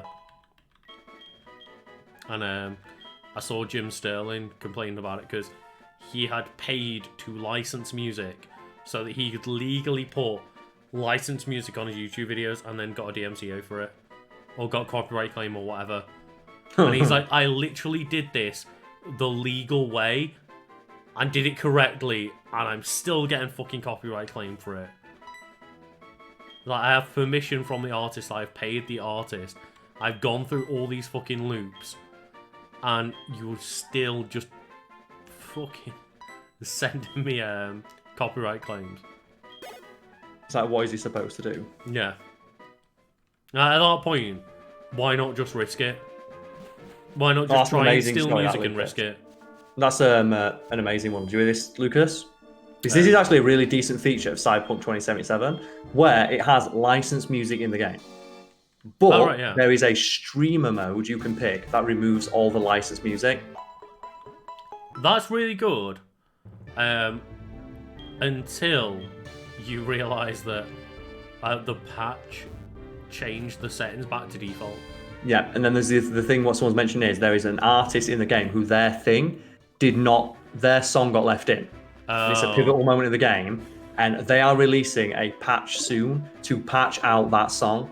And imagine how fucking gutting that is, that the game that you are working on, that you presumably be proud of being a part of, they are releasing a patch to remove it from the game, and no one ever gets to hear it. I didn't know about that. That's fucking awful. Yeah.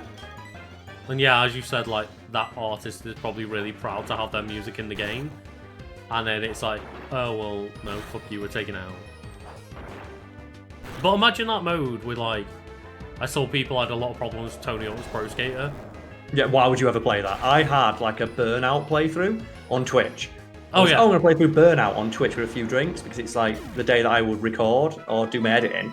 So, oh, fuck it, I'll have a drink or two and play Burnout. The first video I uploaded got 13 copyright claims. I went, there's no point continuing this series, like, 'cause there's literally no way for me to play it unless I turn the music off. At which point, that's like half the fucking fun. My last thing is similar to Tony Hawk's, is, like, the soundtrack is integral to that game.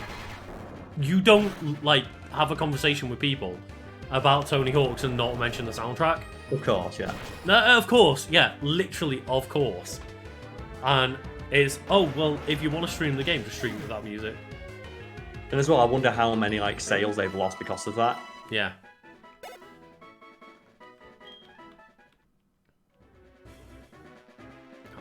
I keep, like, tabbing back over to me and seeing how fucking deep my bags under my eyes are today. I'm looking tired. We're all tired. Like, we are. I'm tired of 2020. Just in general. It's like, oh my god. Looking at pictures from myself 10 years ago and going, I'm not young anymore. I'm not a young man. Old, but I'm just not young. It's like not a nice thing to notice when you're aging. It's alright because I don't even get, like, the luxury of not noticing, because people fucking tell me. Yeah. Every single time I release, like, a video, so the ones we do for these ones, like, oh yeah, me and Luke's are live on Twitch. Yeah. Because I'm filming with an iPhone and I'm not putting any filters. It's like, wow, you look so fucking old in this video. It's like, no, I just look like I'm 30. Yeah. Because I'm 30.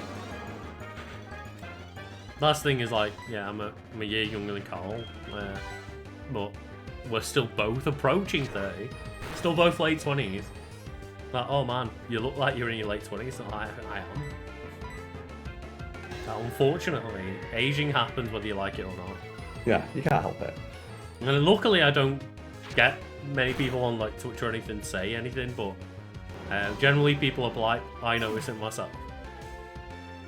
It's just every single time, jokes that people, I guess, the only time they see my face is just videos. Yeah. Which obviously film from, like, you know, the mid-distance with, like, the green screen, all these weird effects on them. Yeah. Like, just taking a selfie. You look really old in this photo. It's like, no, I look 30. Yeah.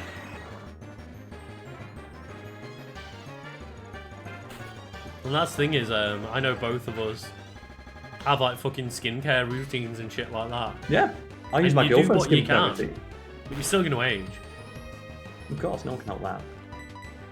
We can try. We can try and find the fountain of youth, Carl. I would appreciate it if you could just do some research for Fact Fiend and find me the fountain of youth. I'll try.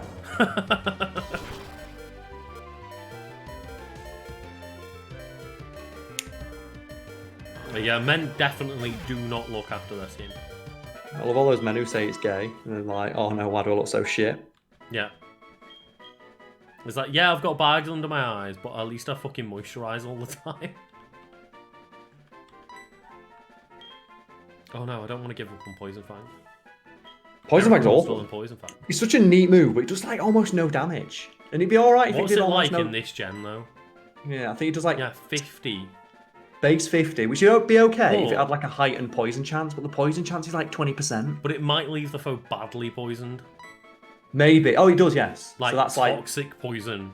which is good, but even still, like not having, like, just put 60 base power on it. Yeah, 60 base power would be good.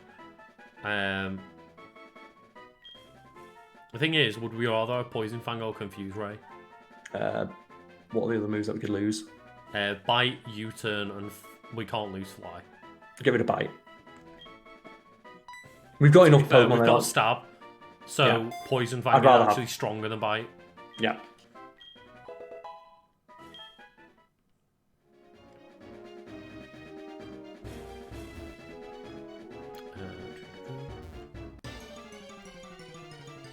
Yeah, unfortunately, I think if you like, I hate to be the person that says it, but if you are 28 and you can't grow a full beard, it's probably going to stay that way. And like, I could grow a full beard at 14, 15 to the point where I like one of my mates dared me to grow a beard for a month in high school, and when I bumped into some guy that I half knew in uni from high school, he was like, "Oh yeah, you're that guy who had a full beard when we were like 14." Is that okay? So that's what you know me for. But yeah, it's one of those things of like, obviously, a lot of people don't have the ability to grow a beard at 14. If you're at 28, it might not be the best time. I'll never grow a full beard. I don't give a fuck. I'm not saying that as an insult. That's what I mean. That's the thing. But some men get really upset about it. It's like, Some I men don't do, give a fuck. yeah. And it's not a thing to try and have a masculinity competition over of like, if you can grow a beard, you can grow a beard. If you can't, you can't. Like fucking, oh well. Not the end of the world. It's really not. And that's the thing, is you don't need to moisturize your skin and stuff, but whatever you can do to try and help in any way is just Thing is, you better you than do need doing to nothing. You do need to moisturize. That's the thing. Like, moisturizing does really help. Yeah. No, I won't ever say that it doesn't, but I wouldn't say like, oh, if people don't moisturize, I wouldn't sit there and go, like, you need to moisturize, but I would I definitely would call them recommend stupid. it. I would call them stupid for not doing it. Then. Yeah, I would definitely recommend it. Yeah, 100%. It's like, what's it like? You're only gonna end up looking older. Well, I have really dry skin over winter, but moisturizing it is better than doing nothing. Like, I have dry hands, like, without moisturizing, and now I have only slightly dry hands. It's an improvement. Oh yeah, many men are too concerned about what is quote-unquote masculine. Like, I'm sitting here saying that I'm moisturised, I'm wearing nail varnish, and I've got dyed hair, and I quite frankly do not give a fuck what people think. Yeah, why would you? And it's like, yeah, okay, they're not masculine things, but you know what? I feel comfortable in myself, so they can fuck off.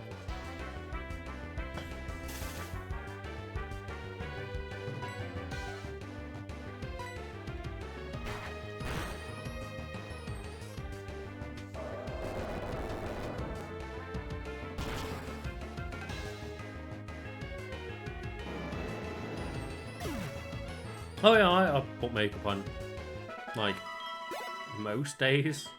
I don't really give a flying shit, and people can absolutely go fuck themselves if they think that's something to make a comment about. Like, even before you make a comment in chat, if you're thinking about it, fuck off. I do not care. Not a negative comment in chat, obviously.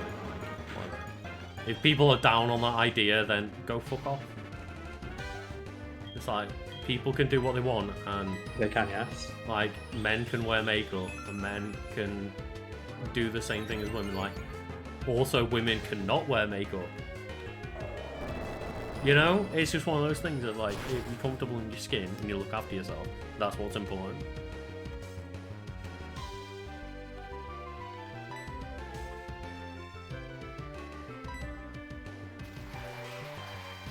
Imagine how powerful you would be if you didn't let your gender hold you back. Yeah. That's a really fucking strong point. Of just like, Yeah, can you imagine if you just did what you wanted rather than letting really old conventional ways of looking at gender hold you back and restrict you? Like, fuck off. Oh yeah, the hold my purse is great. Like, I love it. Whenever me and Jenna are out and she's like, oh, can you hold my bag while I go to the toilet or something, I strut around with that bag. Why would you not? Like, I take it off her sometimes to strut around with. And then you get other men that... It's really weird, isn't it? By trying to be masculine and not hold that purse, it comes across as more insecure. Yeah, the most insecure amount when they're holding it out, like, I have to make sure it's not touching me so that it doesn't look like I'm holding this bag for myself. It's, why do you give a fuck? Why do you absolutely give a fuck what any of these random strangers that are never going to see you again think about you holding, like, your girlfriend or friend's purse? Just hold it, embrace it, hug it, kiss it, strut around with it, catwalk it. Why not? Yeah, why not? Why not? Was that the least, like, not even masculine, the least cool thing to do is just act completely uncomfortable by something that's completely normal. Like, holding a fucking bag is a very normal thing to do, regardless of whether it's a purse or not. Just fucking hold the bag like a normal person. It's like, oh no. Like, my favourite thing is that they're going to think, what are people going to think? Oh no, they're going to think it's my purse. No, they're going to think it's your girlfriend's purse, which means that you are 100% guaranteed to be crushing some puss, which is not gay. Exactly. Like, I forget who it is, but there's like a comedy bit about it of a guy buying tampons. And they're like, the joke is, oh, are you gay? And he's going, I'm buying something for my girlfriend who clearly has a functional vagina. Yep. Like, I had a weird thing, I can't remember what I was buying. It wasn't tampons, but it was something like that.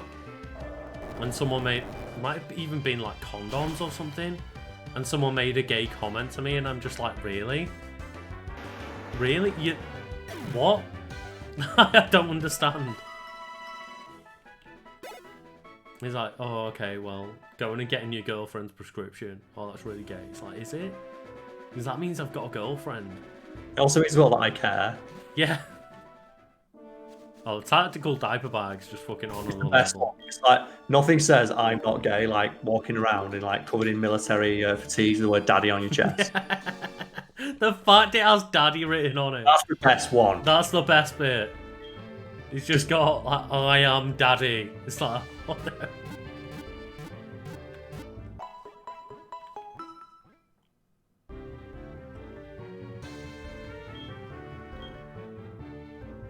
Oh, the whole simp thing is just fuck off. It's very weird, yeah. It's really weird. And it's a bunch of really insecure men, like... Or children who don't know what it is. Yeah. But it is a bunch of, like, children / insecure men of like, oh my god, you appreciate a woman? Oh, you're such a fucking simp. And it's like, oh, I just appreciate this woman.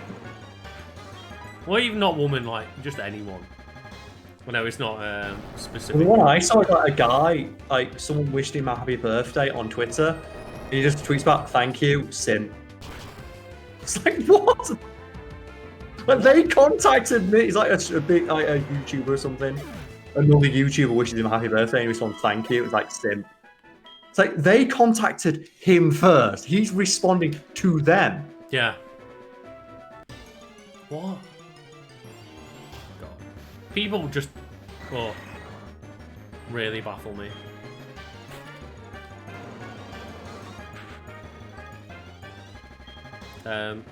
Yeah, I wouldn't recommend going to any barbers that doesn't wear masks or proper masks, but the thing is, I know a bunch of people that have like made comments about me losing my hair because I dye it. If I lose my hair, it will be because of my genetics, not because of me dyeing my hair. The moment I cut the hair out that's been dyed and damaged from the dye, it's not affecting the actual hair follicles. Well, the hair's already dead. That's the thing, isn't it, about dyeing your hair? Yeah. The hair is dead. Like, the hair follicles aren't getting damaged. It's the hair that's already above my scalp that's getting damaged. It's not damaging what's, like, growing underneath. So, like, the amount of people that tell me, like, oh, you're gonna lose your hair. I'm like, yeah, probably. My dad went bald. My granddad went bald. His granddad went bald. His dad went bald. But, like, okay, that will probably naturally happen regardless. My dad didn't dye his hair. He still lost it. And apparently, what I've been told is that, generally speaking, men tend to get their like traits of hair from the maternal side, which I'm not sure I believe. But if that's the case, like my mum's dad never fucking lost his hair, and he had a full head. I'll be all right. So if that is genuinely the case, I'll be fucking fine. But yeah, if like, don't know whether DJ you specifically saying whether, like, you know, losing your hair would stop you dyeing it, but general response to anyone that says that is it won't help my hair fall out, and it won't stop my hair falling out. So I might as well fucking dye it anyway. Because that's what I want to do. It's like amazing to me, the guys that are like, oh yeah, I dyed my hair and I lost my hair. It's like, did you have a good hairline to begin with? Well, no, I was already losing it.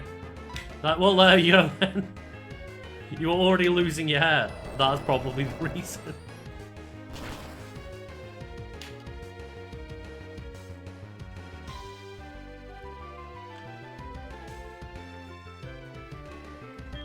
Oh, nice. Like, donating hair is always a lovely thing to do.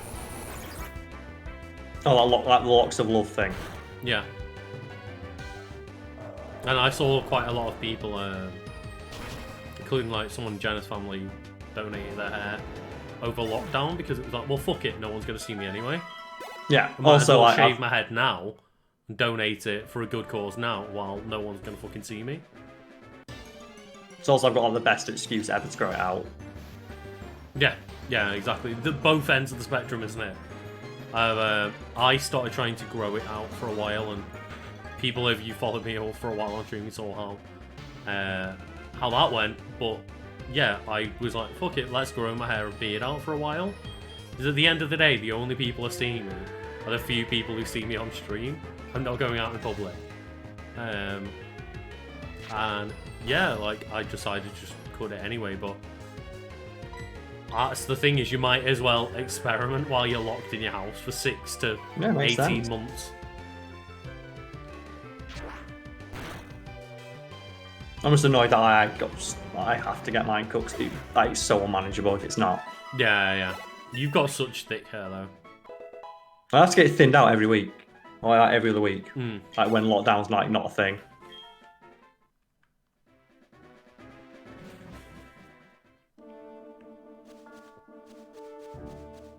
I have so much fucking hair. Yeah, you really do, and that's the thing is, like, I have a decent hairline, but my hair's always been relatively thin. Like, not really thin, but it's not super thick like Carl's. So it's one of the things that I can get away with, like, experimenting with growing it out a bit longer, but yeah, it just didn't look good, so I just had to stop it. But That's which what you did, get, like, I did have to encounter the world of cutting my own hair, and it's gone alright.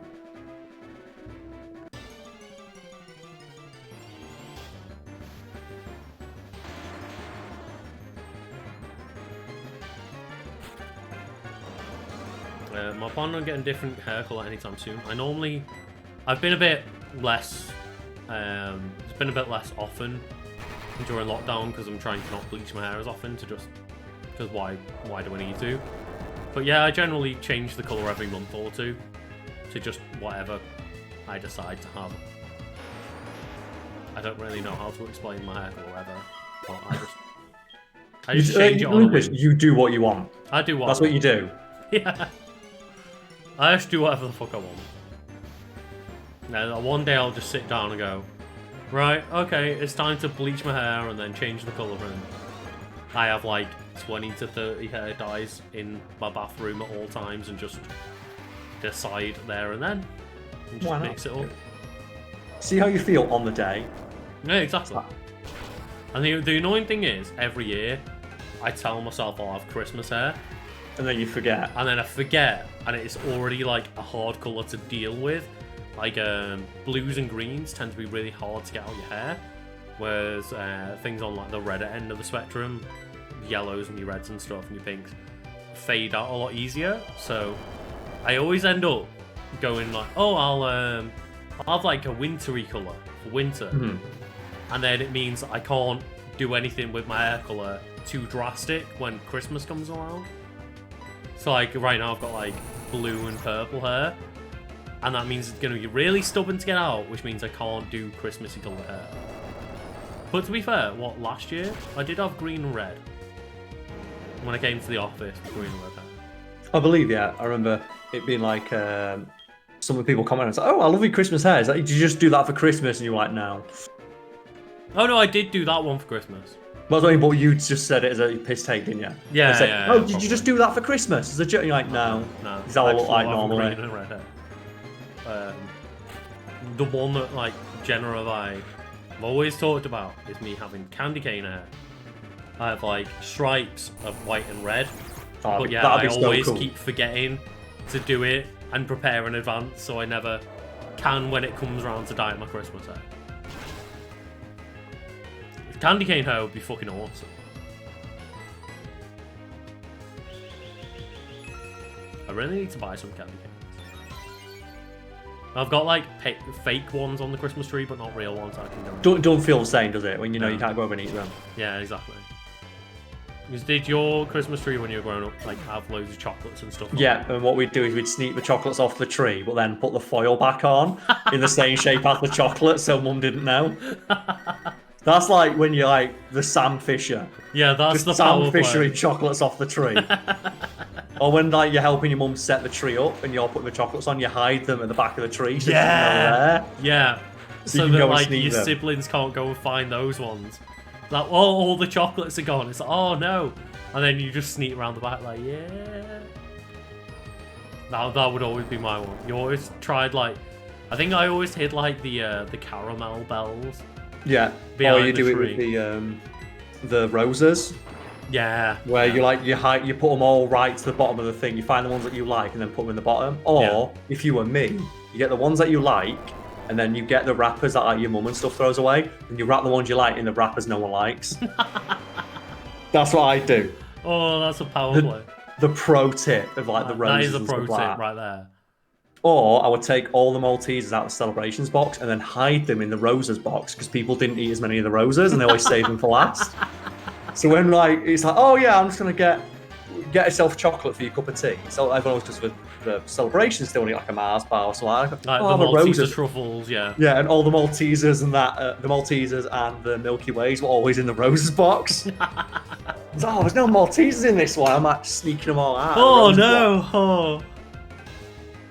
That's what I do. The thing is, like, you know the Maltesers are the best one. They are. There's always the least amount of them.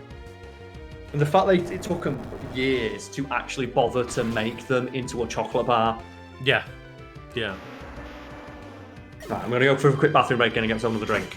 Yeah, go for it, yeah. You know what? While he's doing that, I might just do the same. I need the toilet again, because, like, you know what? Alcohol makes you want to go to the toilet. So we'll both be back in a minute or two.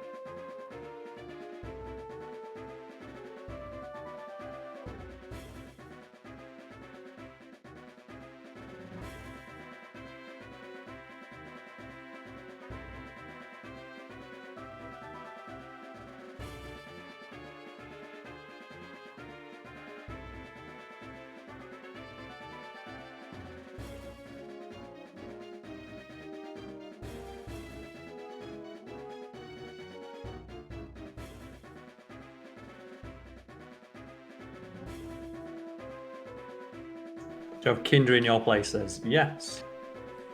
Hello there. Afternoon. Yes, we do have Kinder, yes.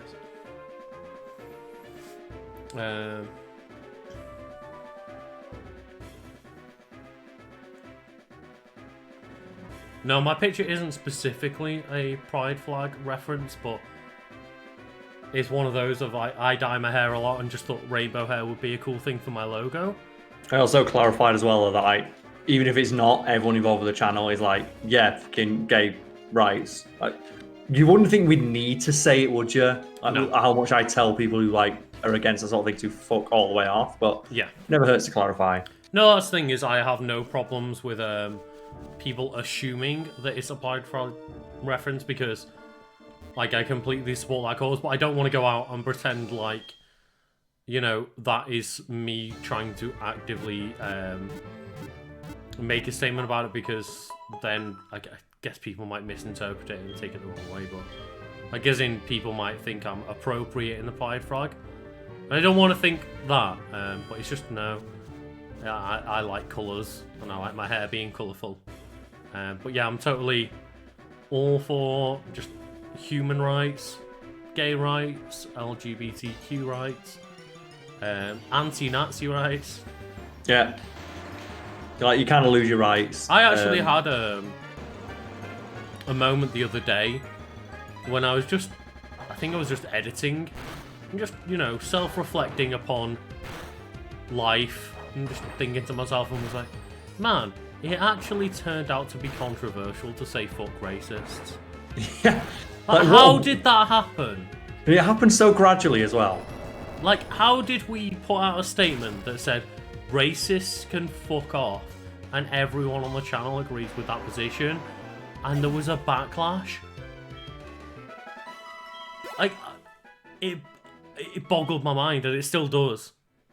Yeah. Like, I genuinely don't know how we can sit there and go, that got people, like, with negative comments. Yes, it did. Because, like, it baffles me. They have to be like, yo, like, what do you mean by racist? Like, everyone's racist these days if you disagree with people. It's like, no, that's just you go on Reddit and you're like stuck inside that bubble and you've got a persecution complex because you don't like the fact you've been asked to examine your behaviour. Yeah. Oh, I did mean to say before, I noticed a comment of like, yeah, I get that, like, people have dress codes with hairs. So, like, I had to clarify, spend about 2 years with, like, blonde hair on the top to try and satisfy the fact that I wanted to dye my hair, but keep in, like, a smart dress code. Yeah. The moment I went with an employer where I felt comfortable asking my boss, can I dye my hair? They went, yeah, I don't give a shit. But it was one of those of literally years of trying to find a steady job, not just a job, a steady job, where I felt comfortable dyeing my hair and like asking somebody, can I dye my hair a ridiculous colour, because I've been waiting to do this for years. And it does suck, but yeah, I do genuinely think there are jobs that I got that I probably wouldn't have done if I had coloured hair, unfortunately. Because people are just really fucking awful. Yeah. Now, imagine turning around and just being like, I don't think you should get this job because you like having coloured hair. And obviously that extends to much worse things. Much worse things in terms of diversity. But yeah, people do not often highlight that. And it's a weird thing of, okay, I'm taking it to like the mildest option of, oh no, they had dyed hair, we can't hire them. But obviously there's way worse things where people don't hire for. And I just kind of sucked it up and was like, you know what? It could be fucking worse. I could be not getting hired because of something I can't change, like my gender. Yeah. So, it's one of those things. Yeah, I thought we were in a society where racism was just seen as, like, a bad thing. Apparently not. We live in a society where someone like Donald Trump can get voted in, so fuck off. Like, not you commenting, but, you know, people can just go fuck themselves. Like, I can't genuinely believe that we lived in a world where that man could get any votes. Well, the way my girlfriend like just sums it up is, for all the people who scream of like, I'm not racist if I vote for Donald Trump, it's like, you're not, but you were okay with it. Yeah. And you're okay. It wasn't a deal breaker for you. Yeah. Which, if not racism, is like, I'm not sure what to call it. I have no idea what to call it. But the idea of not just vehemently hating a man that is okay with prejudice, racism, sexism, and was endorsed by a Grand Wizard of the KKK. Yeah, and then didn't immediately disavow him. The idea of like not completely shunting that man in your mind. No. It took him like a week to disavow him, and it was only when he had like a word in his ear from one of his advisors, this is a really fucking bad look. Oh, really? Yeah, like the fact that he didn't immediately disavow it, because it's one thing to be endorsed by someone like that, but when you're asked, do you disavow this person's endorsement? He went, well, I don't know anything about it. I'm going to have to find out more about this person before I do that. It's like, he was the Grand Wizard of the KKK. Yeah. How much more do you really need to know about a person to know if you agree with them or not? And I don't know if it's it is enabling racism directly or indirectly. I'm not sure how you could actually categorize it, but either way, it's a shit show. Yeah, and it's that thing, like, even if like you yourself are not racist, it wasn't a deal breaker for you, and you're at least okay with it to achieve your political ends. Mm-hmm. Which I don't know what to call that, but like, for lack of a better term, it's fucking racist. Yeah, he says like, stupid shit like he doesn't know what the KKK is, but of course he fucking does. It's like, do you know, I could compare it to like, if I hit, it's like manslaughter. It's not murder, but it's definitely not something you should get away with. Yeah, like, there's a level of like reduced liability there, but it's still wrong. Magnitude 9. Man, that's strong. But I saw someone on a social media platform, I'm not sure which one. Like, there's a look. I have been it's not a diplomat. What's the other one? Republican. My entire life, and I've always voted Republican. But this has to be the one time where I stand my ground and say it's not okay to be a Republican because this man is a fucking monster. And regardless of my political ends and beliefs, like, he goes above and beyond any of that. And it's just really weird, like, how so many people have attached their personality to such an awful human. Yeah.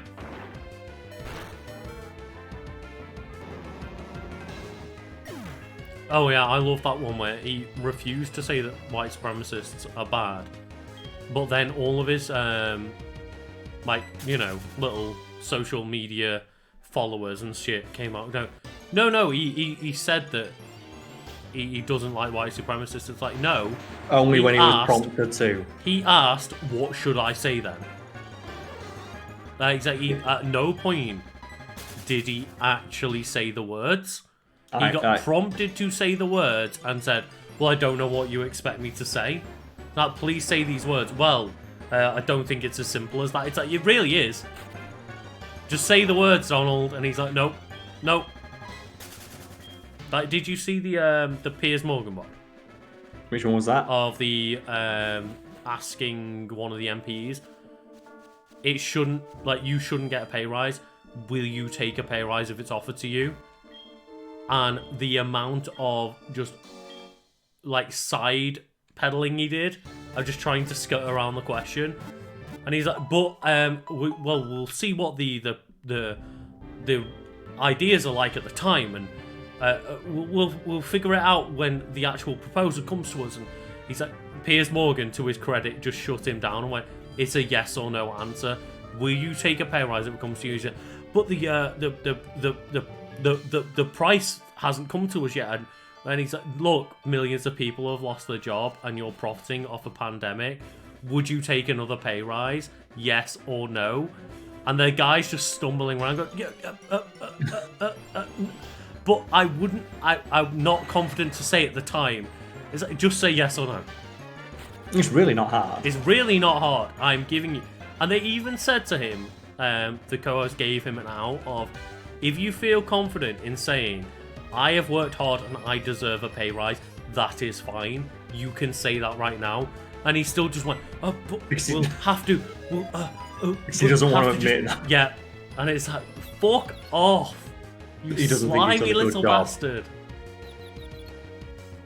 And it was a glorious, just like good few minutes of this guy absolutely weaseling his way out.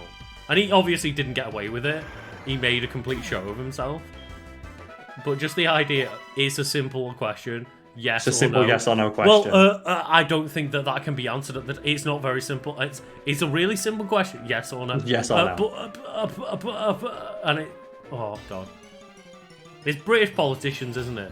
I hate it. Politicians answer. It's a simple question. Well, it's actually not as simple as you're making out. Yeah. It really is yes or no. I can't answer that right now.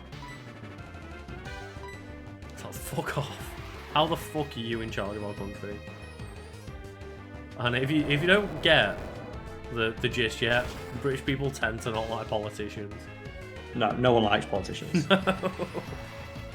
Fucking slimy bastards. That's why I think my favourite one is when all the Americans are like, well, your country's shit too. It's like, yeah. I fully hate my country right now. Or I hate the people ruling my country right now, at the very least.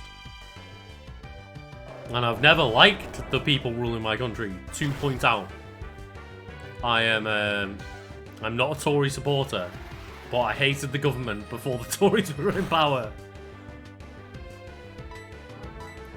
So yeah, they can all go fuck themselves. The thing is, I think much like American politics, British politics has got to the point where both main parties are right-wing. Pretty much, yeah. And Labour is less right-wing than Tory, just like the Democrats are less right-wing than the Republicans. But they're both right-wing to some extent, and I am a very, very leftist person. So to me, both people in power, regardless of the situation, are not my ideal situation.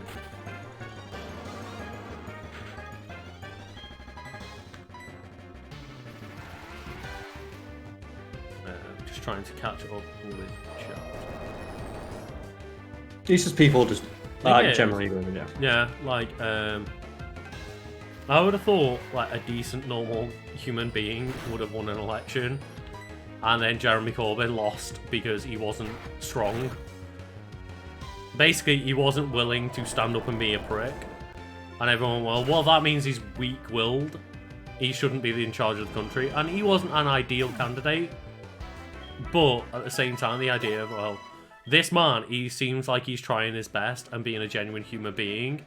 But he won't have our backs in a nuclear war. Fuck that guy.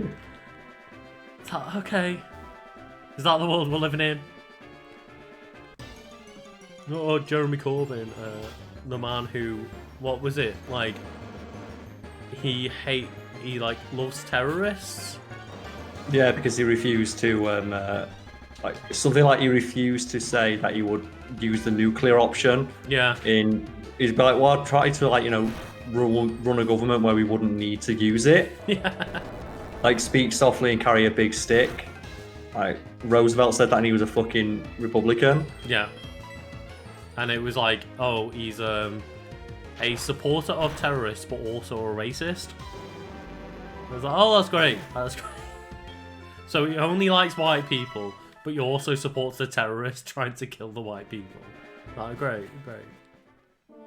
Like, what a good job. To be fair, they did do a good job because he didn't win. So whoever It's like was in one of the charge most of that obvious, slimy like, campaign.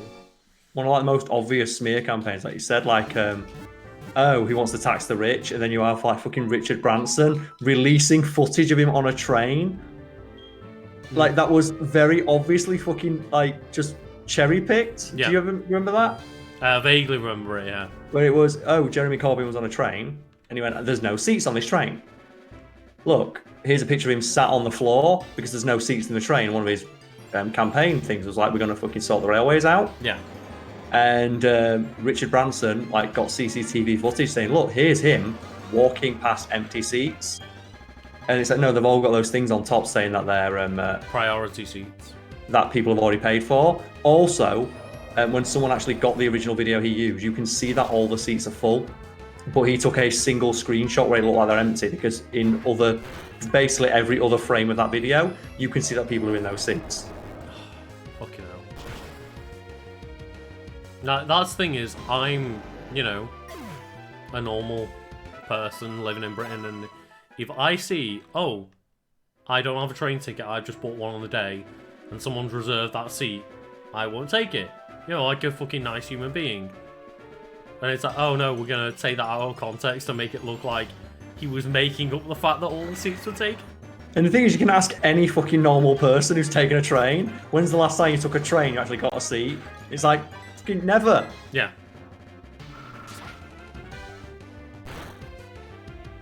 So that great one where it was an MP's like, look, we're going to take all the graffiti off the trains, because that's why people aren't riding trains. It's like, people aren't riding trains because they smell like piss and cost 50 quid a ticket. And you know what I saw on a local Liverpool train? Well, I guess an anti-advert of like, oh, they will get you in with friends and new clothes and new bikes. Do not join gangs. It's like, fucking hell. Why would you say that? It's like, oh my, like, you could get friends, clothes, bikes, all the shit you want, but please don't join gangs. Is that, if anything, that's an advertisement for a gang for a young kid. They will bribe you with all the shit you want to join their gang. A kid's gonna look at that and go, yeah, fucking great. Fuck it, I'll go join a gang for a bike. Didn't know I could get free bikes. Yeah.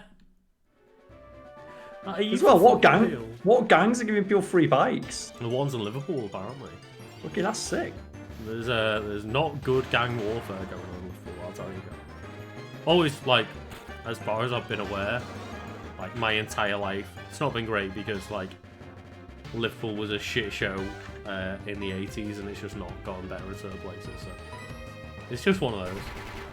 But the idea of advertising, essentially, for the gangs, like, they will give you shit if you go join their gang. It's like, oh, the gangs are like as if they weren't struggling for recruitment before. Yeah. It's like, I'm not sure that it's the best idea. Maybe put on the poster, if you join a gang, you might get stabbed, you might get shot. They will abuse you. The best one is the. Do you ever see the anti-drug pencils that the US government made? I don't think so. Where it says they issued a bunch of pencils that, like, for the DARE program, and they just said on them, "Too cool to do drugs." But they put the words the wrong way. So as you like sharpen the pencil, it'd go from too cool to do drugs, to cool to do drugs, to do drugs, to simply drugs. So you just had little tiny pencils that just said drugs on it. Oh, that's fucking incredible. It's like that. It's like just all it is like the moment you sharpened it one bit and it just said "cool to do drugs." It's just who thought this was a? Did nobody sharpen these pencils before they gave them to kids? Who did the QA testing on that one, Carl? Fucking hell. That was fucking. So all you have is just these pencils that just say drugs.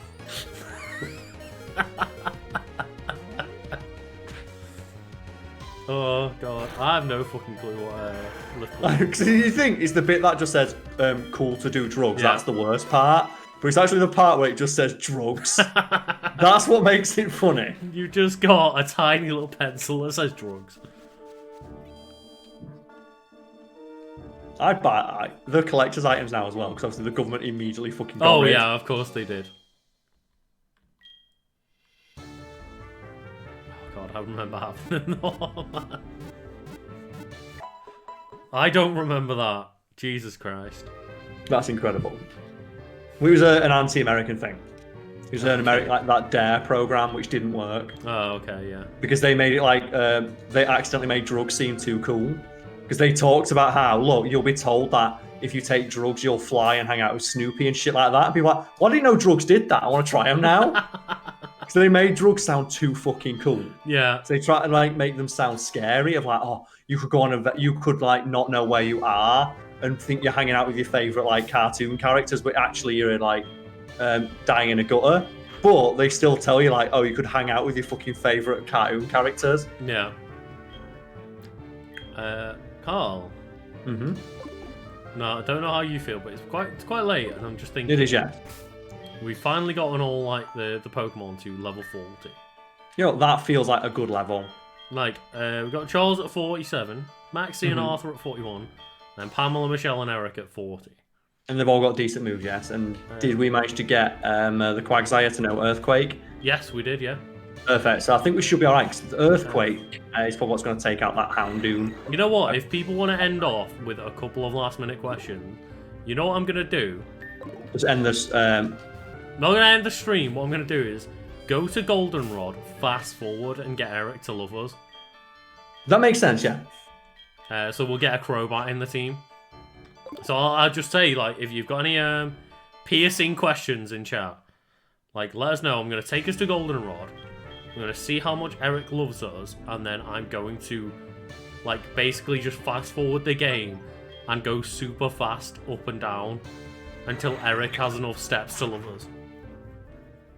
So look, Eric, I'm like fucking moving Earth and time itself. There's around here somewhere that just... Oh yeah, there's like the friendship person that's like, oh yeah, you're Pokemon. You are not, you're like, yeah. So we'll try and find them first. Might be like this person here.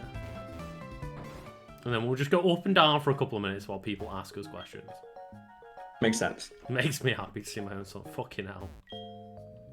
Oh yeah, Bill's here. This Bill's house. It's not. We don't care, Bill. Favorite DS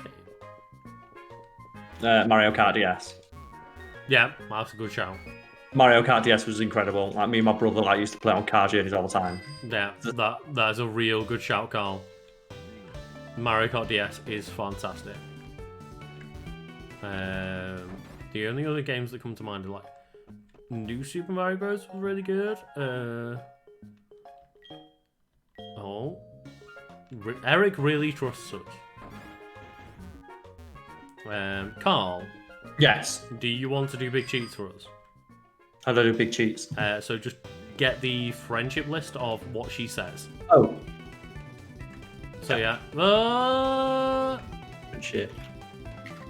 Like, we're just going to fast forward. But, yeah, I really enjoyed Spirit Tracks. Not, I did not like, what you call it, Phantom Hourglass. Spirit Tracks were really good. Professor Layton games. Professor Layton games on DS were awesome. I loved them. So, it looks really happy. I get the feeling that it really trusts you. Wait, that's enough to evolve? Let's have a look. Each time you hatch a Pokemon. No, it needs to be the next one. That's the one before the last one. Oh, okay, cool. Yeah. So the next one, it says it looks like it's really happy and must love you a lot. That's the one you want. So that's what you're after. Okay, cool. Yeah, I really need to get the Switch game of Professor Layton. Professor Layton game's awesome. Really fucking underrated. Well, they're not. I guess they're not underrated. They're just Not anymore. No, they're just like they're not very popular anymore. But they're still very, very solid. Yeah. Underrated is probably the wrong word to use, but yeah, like they were very much in that DS crowd of, you know, casual gamers. Yeah, like the Nintendo Blue Ocean strategy of like people who don't generally play video games get caught into brain training and Wii Sports, and I feel like Professor Layton got lumped into that category. So nowadays people don't tend to get excited about Professor Layton games. It's a shame. Really cool. I've only ever heard good things about them. They're really good, and they're one of the only like games to always really well utilize the DS on the 3DS. Like just whatever system happens to be in place. Yeah, is new.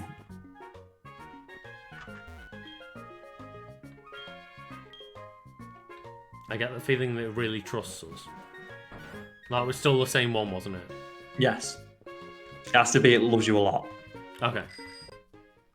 So I like that it's like target FPS unlimited. When I did this, to clarify, without playing anything else, it was like 500 frames a second. But because I've got like OBS up and Twitch up and blah blah blah, it's like double speed. But when I was doing it, just watching you play something, I think it was Spider-Man, I was just holding up and then down for like 10 seconds at a time.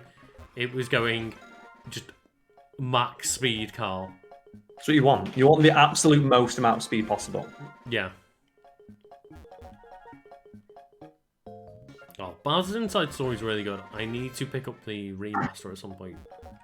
But it feels like a game that didn't really need to be remastered because it was a DS game with sprites that was remastered into a 3DS game. Oh. It's like, you don't really need to remaster this at that point. But yeah, I guess. And I don't own Bowser's Inside Story. I just played it with a friend, so I should probably pick up the remake at some point. But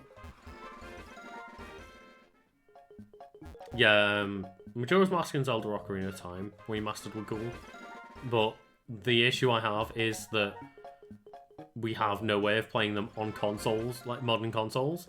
Mm-hmm. Like, the most modern console I can play Ocarina of Time on is a GameCube. That seems like a huge oversight, given like how popular that game is. And, like, it's really hard to get onto my modern TVs. It's just like, okay, I guess. It's like, I had to buy a HDMI to SCART converter to plug in my N64 because the GameCube didn't work, to then get Ocarina of Time running really poorly on my HD TV. It's like there feels like there should be a better way, like port it to Switch. Yeah, it feels like this of all games should be one I should just be able to play on every system you own. Exactly, yeah. But I guess that adds to the mystique of the game. I fucking love Pokemon Conquest on the DS. Do you remember that one, Carl? I do not. I don't think I ever played any Pokemon game that wasn't a mainline one. Oh, okay, so this was the one that was a crossover with Obunaga's Ambition, which is basically like, it was basically like a Fire Emblem Pokemon game. Okay. And it was really fucking cool. Get the feeling that really trusts Eric. Love us. Yeah, like Please, we want Eric. Eric, you must love us.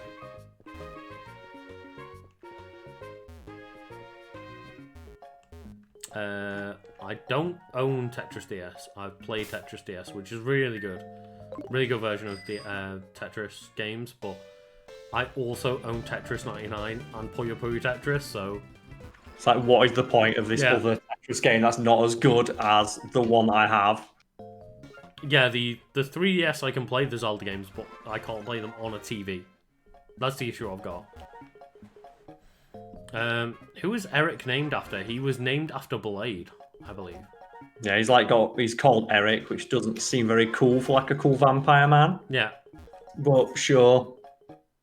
Yeah, he named after Blade, yeah. Which people may know from Wiki Weekends a few weeks ago. So I didn't know his name was Eric. Yeah, it seems really lame to call it Eric. So it's like with how cool he is. Yeah, Blade's like super cool character, and like, oh, what is he called? Eric. It's like, really? Oh, there we go. So hopefully Eric will love us soon. It's all we need. We just need him. So I really want a Crobat. The idea of a Golbat without Eviolite, just no.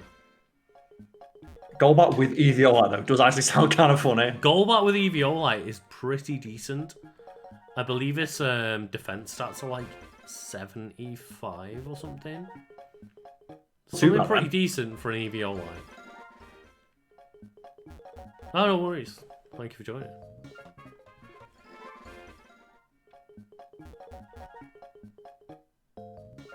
Oh yeah, I need to play Tetris Effect connected, but I want to wait until Jenna is like alright playing games again and play online Tetris Effect connected with both wearing headphones.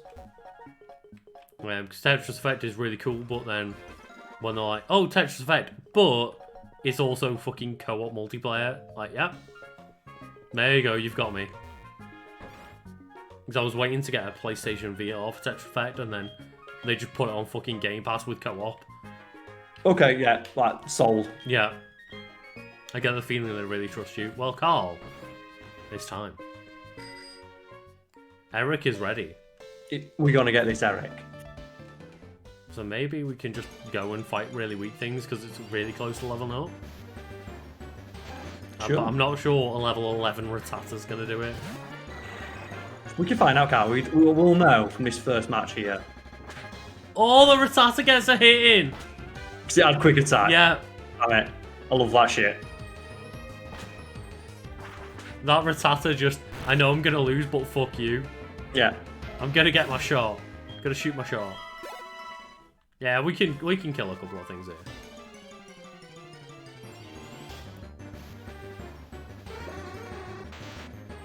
Oh shit. What other games have I played on the Switch? A lot. A fucking lot. Notably, like...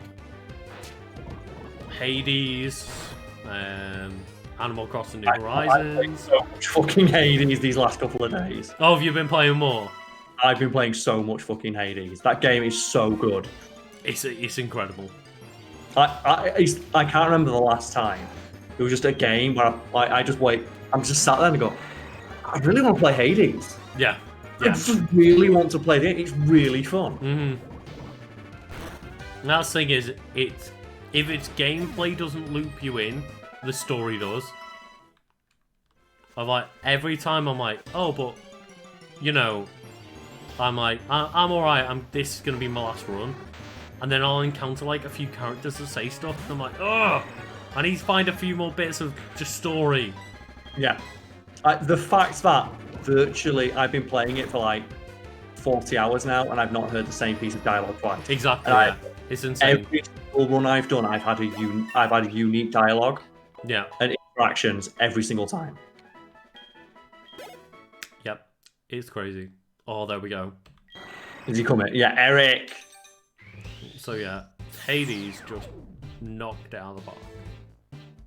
But I have about 100 Switch games on like download, so it's hard to go through them all. But there we go. But it's so cool. Oh, I love Crobat. I love and hate Crobat.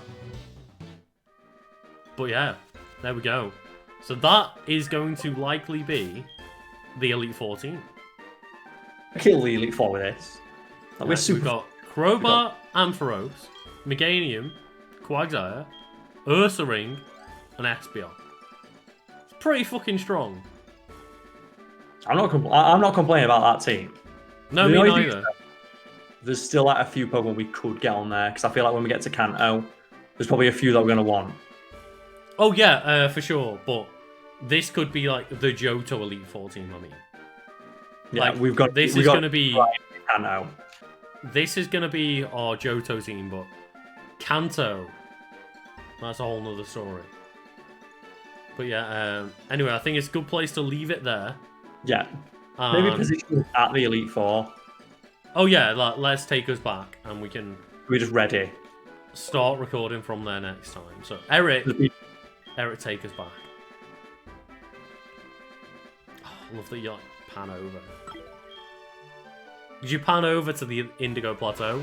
But then when you unlock Kanto, you pan over further, and you unlock Kanto's. Oh!